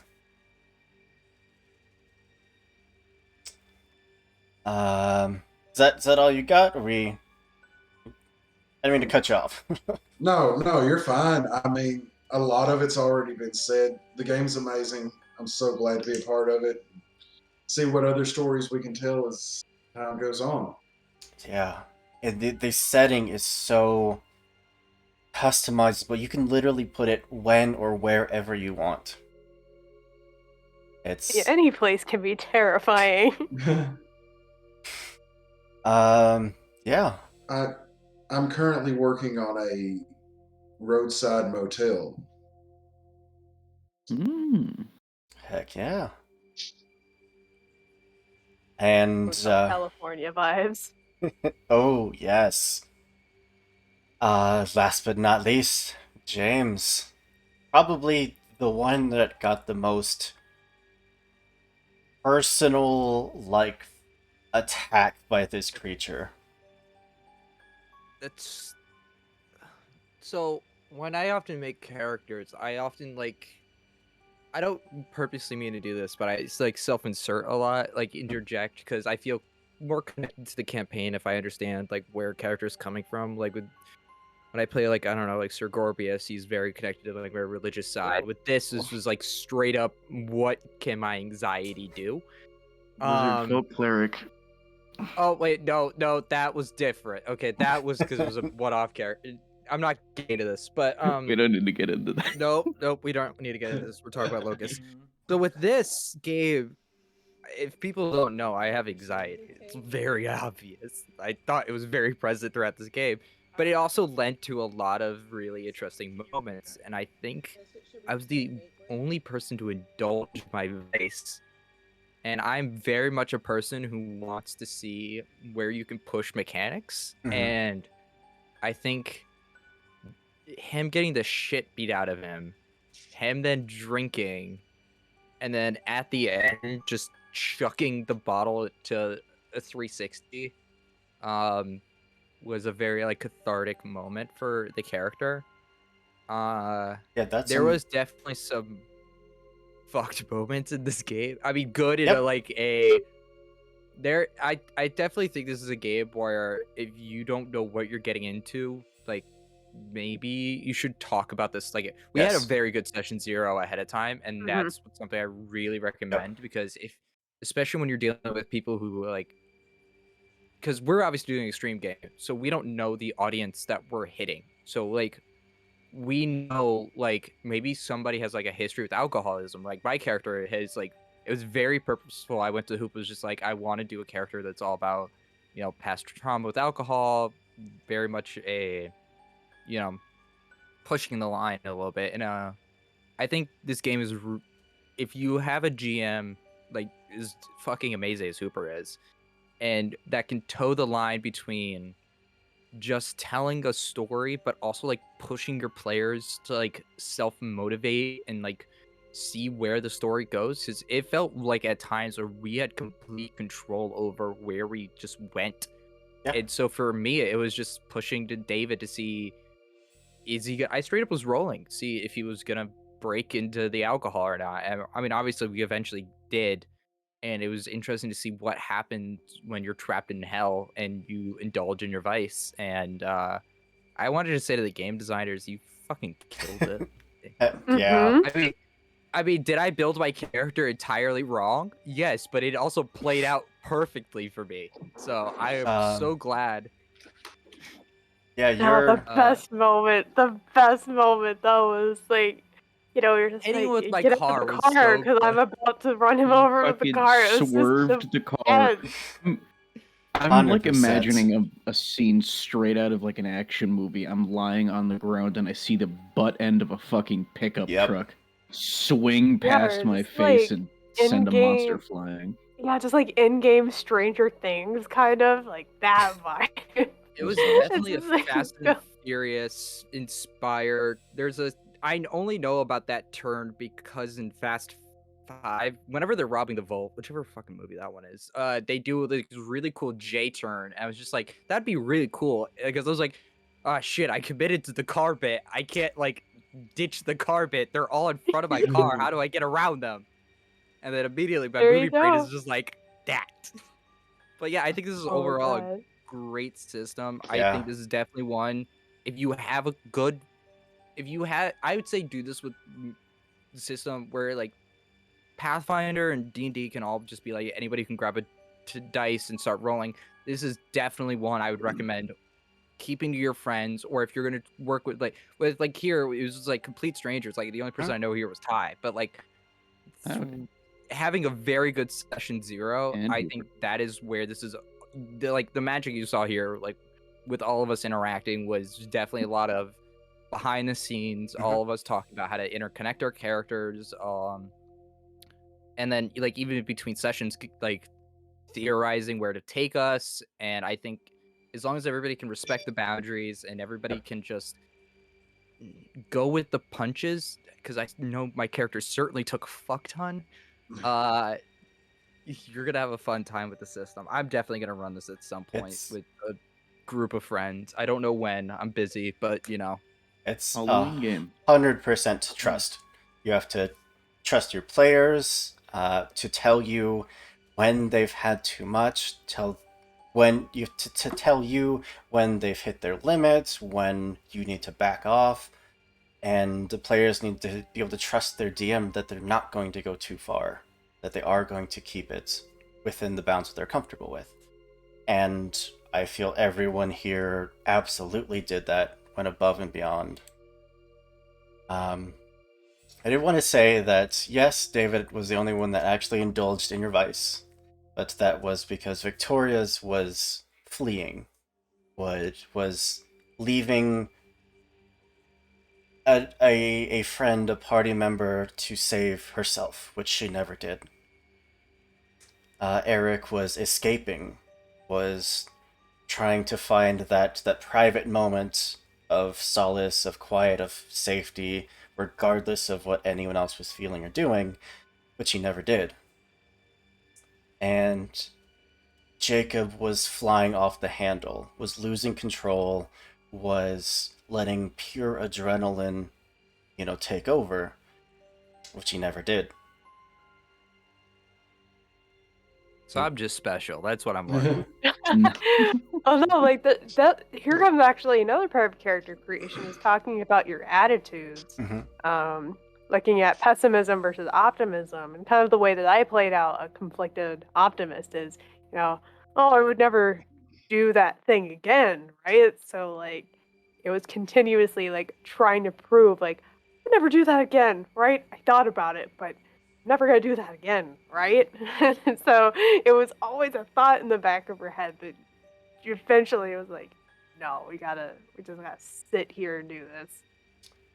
I did want to point out something. There are more concrete combat rules in the book, which I obviously did not use. We had a very free-form combat where you guys were basically free to narrate the combat yourselves.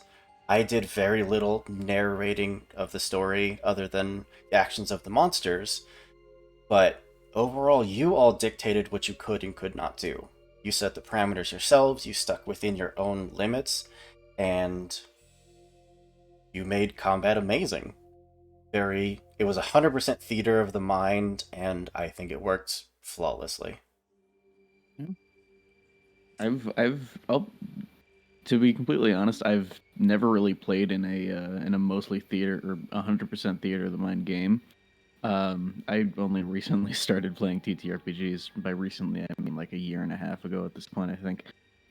Started out with Pathfinder 2nd Edition, didn't really branch too far out from that, and that's more of like it's a very rules heavy system, and theater of the mind wasn't really used in a lot of my games. But this was definitely a fun and different experience for me. I really enjoyed it. Heck yeah. I had an absolute blast. Sorry, Dave, you looked like you were going to say something. Oh, I was just thinking about something that I was kind of curious on that, because had the hail of gunfire not finished off, the next thing I was going to do was actually recreate my haunt and grab my drugs and shove it in his face. Oh, Jesus I'm Christ. glad we had very similar Overdose. ideas. Overdose. I was legit gonna do the same thing with the flask. I'm so glad we were thinking the same Oh my line god. right there. it may have given you enough injury that you may not have walked away from that. It wouldn't That take was much. yeah. Yeah, no. It was the things left. Oh my god, I was stressing out. Having No. a health bar that has a definite end, and as it progresses, you know there's no going back. Every injury is permanent. Every pip is Oh, there for good. It Mhm. adds a whole layer of tension. Absolutely, and then that's why it took me a good couple of seconds to decide whether I wanted to stay in that burning building to find more information because I was like, is it going to be helpful? So I decided to risk it. Like my Call of Cthulhu showing, honestly, with sanity and everything, can't get that back. It's showing there, so I was like, yeah, I'm just gonna risk it. I'm gonna take a little bit of damage to learn what's going on. I'm also It's yeah. so happy that you guys picked up on enough of the story details to put it all together. Like, I could see even as I was explaining story elements that you guys were like, I knew that. And then still at the end, we were able to have that moment of tense, just realization still, even though you all had a good grasp of what was happening. Beautiful. I think as the radio came on as we were driving away, of you literally saying, "And the cops come," and then there's a shootout. I was just like, "Oh shit! I know where this story goes." And so having it narrated out again Mm-hmm. was the ultimate. Oh fuck! We just how the hell did we just get out of this? And I legit thought this was okay. You killed Josh. The timeline's broken now, and none of the more fucked up things happen in the timeline. And then you're just like, no, John still goes to prison. Josh still roams free. And then having that cathartic moment at the end of, that's why I said, Hoop, you better not be setting up for a sequel. Just because I was just like, oh my god, if this guy's Josh, I was like, this is one of two people. This is either Jack and I'm getting fucked with again, or this is Josh and I'm instantly dead. And And I was I was as trying to be quiet. soon as we were invited in, I was like, oh, I don't know, something about the Yeah. tone just gives me Yeah, all the bad exactly. vibes. Like, I don't like this, never mind. I definitely think all of our characters now have instant PTSD, Just so regardless of many where we trust decide to issues. go after this. Almost So Exactly. many definitely. trust issues. The goal was to leave it at that perfect ending of a story where it could be either way. This could be Josh just years later. He just never left. He just bought a gas station and now he lives and works here. Or it's just some guy and your paranoia is just taking over. No, no, no. It's the first one. I refuse to believe it's anything else. No, the part that got me that I was absolutely not expecting this session was where Eric asks Josh what do you want, and then he answered through the radio. I was like, oh my god, that's Oh, so that creepy. was That was amazing. Oh, I was not expecting that. I was like, oh god. I I needed a way for him to be able to communicate that wasn't just like telepathy. It need to give a little bit behind the curtain. Um, that was not planned. I did not expect you to try to have a conversation with him, but the moment was there. That horror scene of the radio coming to life popped in my head, and yeah, amazing moment. Can we all just admit that Hoop fucking killed it for 4 sessions Yeah. in a Oh row? yeah. Absolutely. I'm 4 I'm legit sessions when in this a is row, done. I'm weekly. not gonna I'm not gonna do my homework. I'm legit gonna go back to episode 1 and just see the setup. Because I God. as we were ending it, I was just like, oh shit, this was foreshadowed all the way back in 1, and I was Mhm. just like, now I legit want to go back and rewatch all of it, and then watch me flip out at Gypsy during the later bits. But I definitely wanted to just see the whole from the no children side all Mhm. the way up to where we end it again. And I just want to see that Oh story yeah. progress. It's gonna be so interesting to rewatch. Just gonna Oh be yeah, like screaming, "No! What are you doing?" it's just it's all my Lit. notes too because guess what? I'm the note taker in TTRPGs and I'm You're the just like note there's taker. there's so many stars that are just like blank character is sus. Like just intermittently through these. It's so funny. Oh, And so many question marks. Like every part that has question marks has like at least two after it. It's great. well, I again just from the bottom of my heart thank you guys for not only agreeing to this wonderful awful horror game, but sticking through it, making amazing characters, being amazing week after week.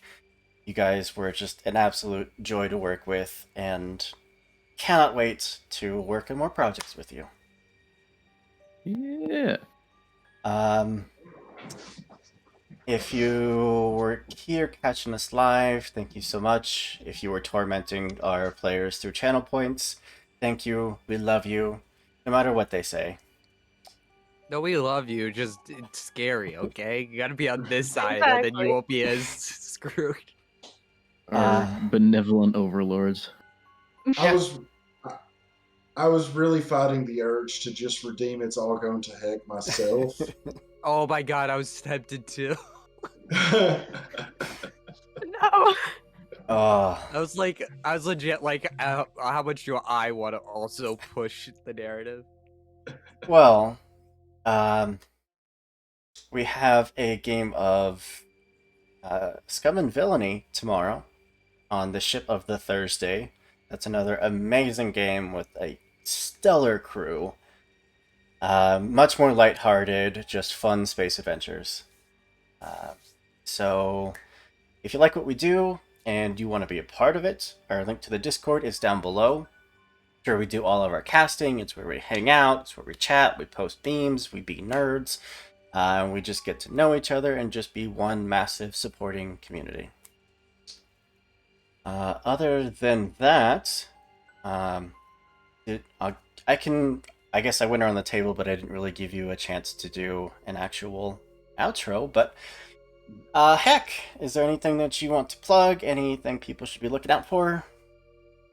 Sure. I'm kind of all over the place for the rest of this week. So hi, I'm Sir Heckalot. You can find me on all the social medias at Sir Heckalot.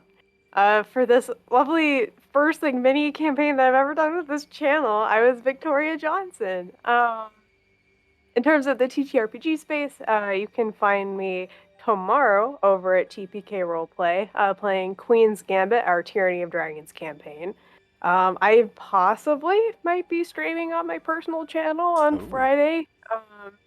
Might be playing some Life is Strange too, if I'm not absolutely exhausted from this week.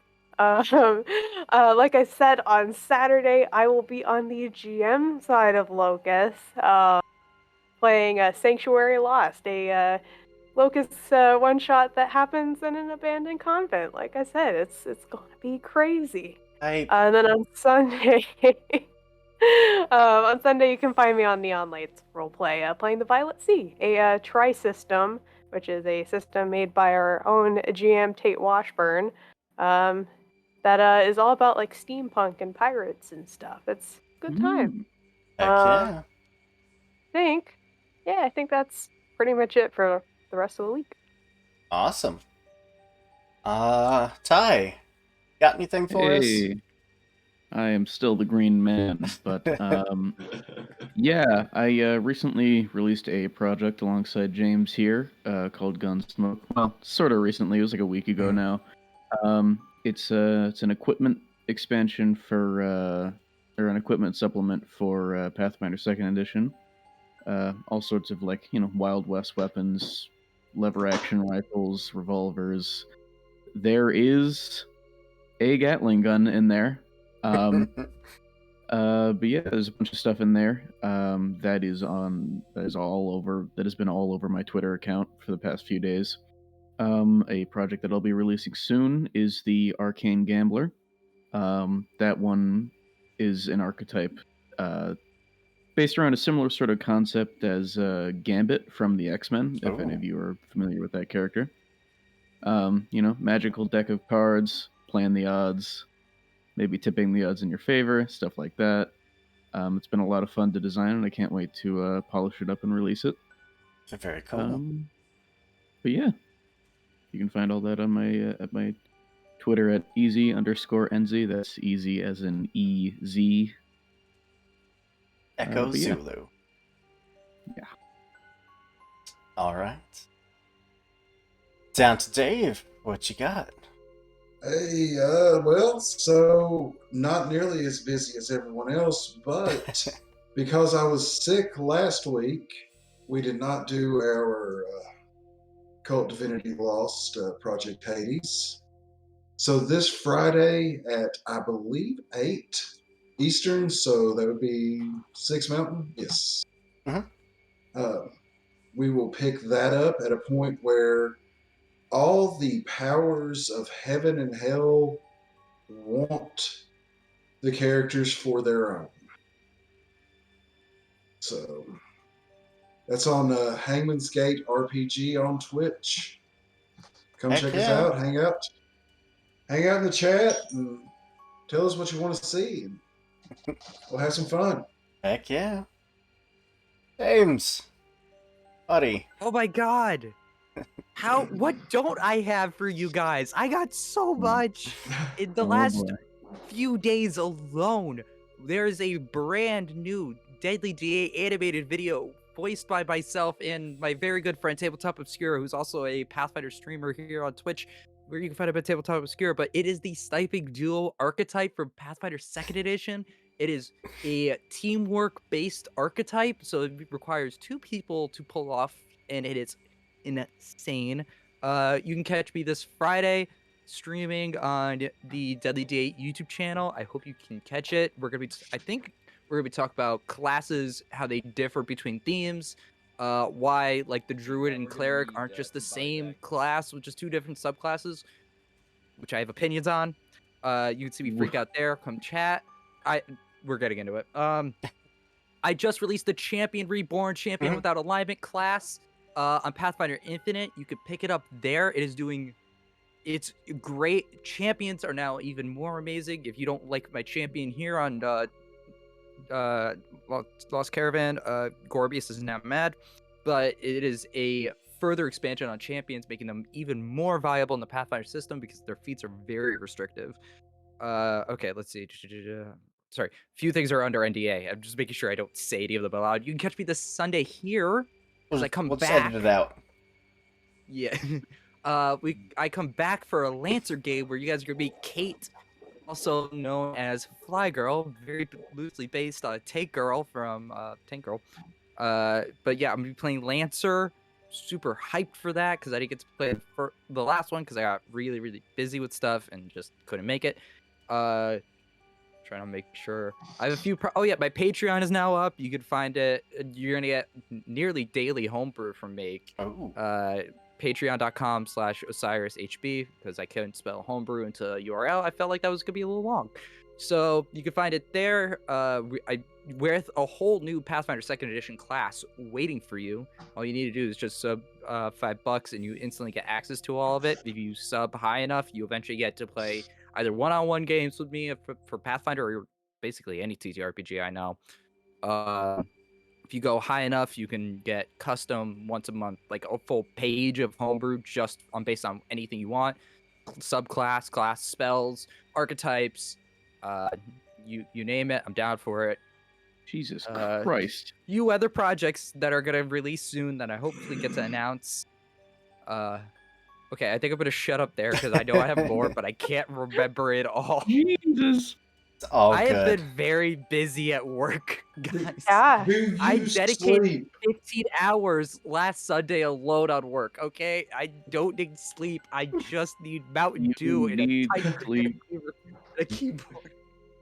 Yeah, so I am Andrew, of course, your demented games master for this lovely, lovely game. You can find myself and all of these amazing people on Twitter. Absolutely, go follow them, go check out their projects. These are wonderful people doing amazing things in the TTRPG community. Yeah, just it is bittersweet to see this campaign come to an end, but I know we're all going to be working on fantastic stuff down the road. Yeah. Like I said, we are starting our March one-shot parade soon. So if you want to be part of that and maybe be in one of these seats, join the Discord down below. It's where we put our casting call. It's where we put all the information. Yeah, go check it out. Come hang out. Even if you don't want to be in a game, come hang out. We just hang out sometimes. Anyways, I do see that TPK Roleplay is live. So they might be ending soon. I know they were trying to end by 12. Just to let you know. They got 9 minutes for a raid. Oh yeah, we They can look just like put the they're still burden in on them to combat right double now. rate. Oh, okay. Ooh, as to not join them as soon as they're giving their outros, there is another very good channel called Nat 20 Productions, which will, throw them support, give them some raid, give them a raid, not some raid. Give them some raid. Give them a can of raid. So, with that, I want to bid you all a good night, a goodbye, and we'll see you next game. Bye. Bye. Oh no. Raid didn't work. No. I lied. Okay. We just did that sweet outro. All good. So yeah. We got that. All right. We're good now. Bye.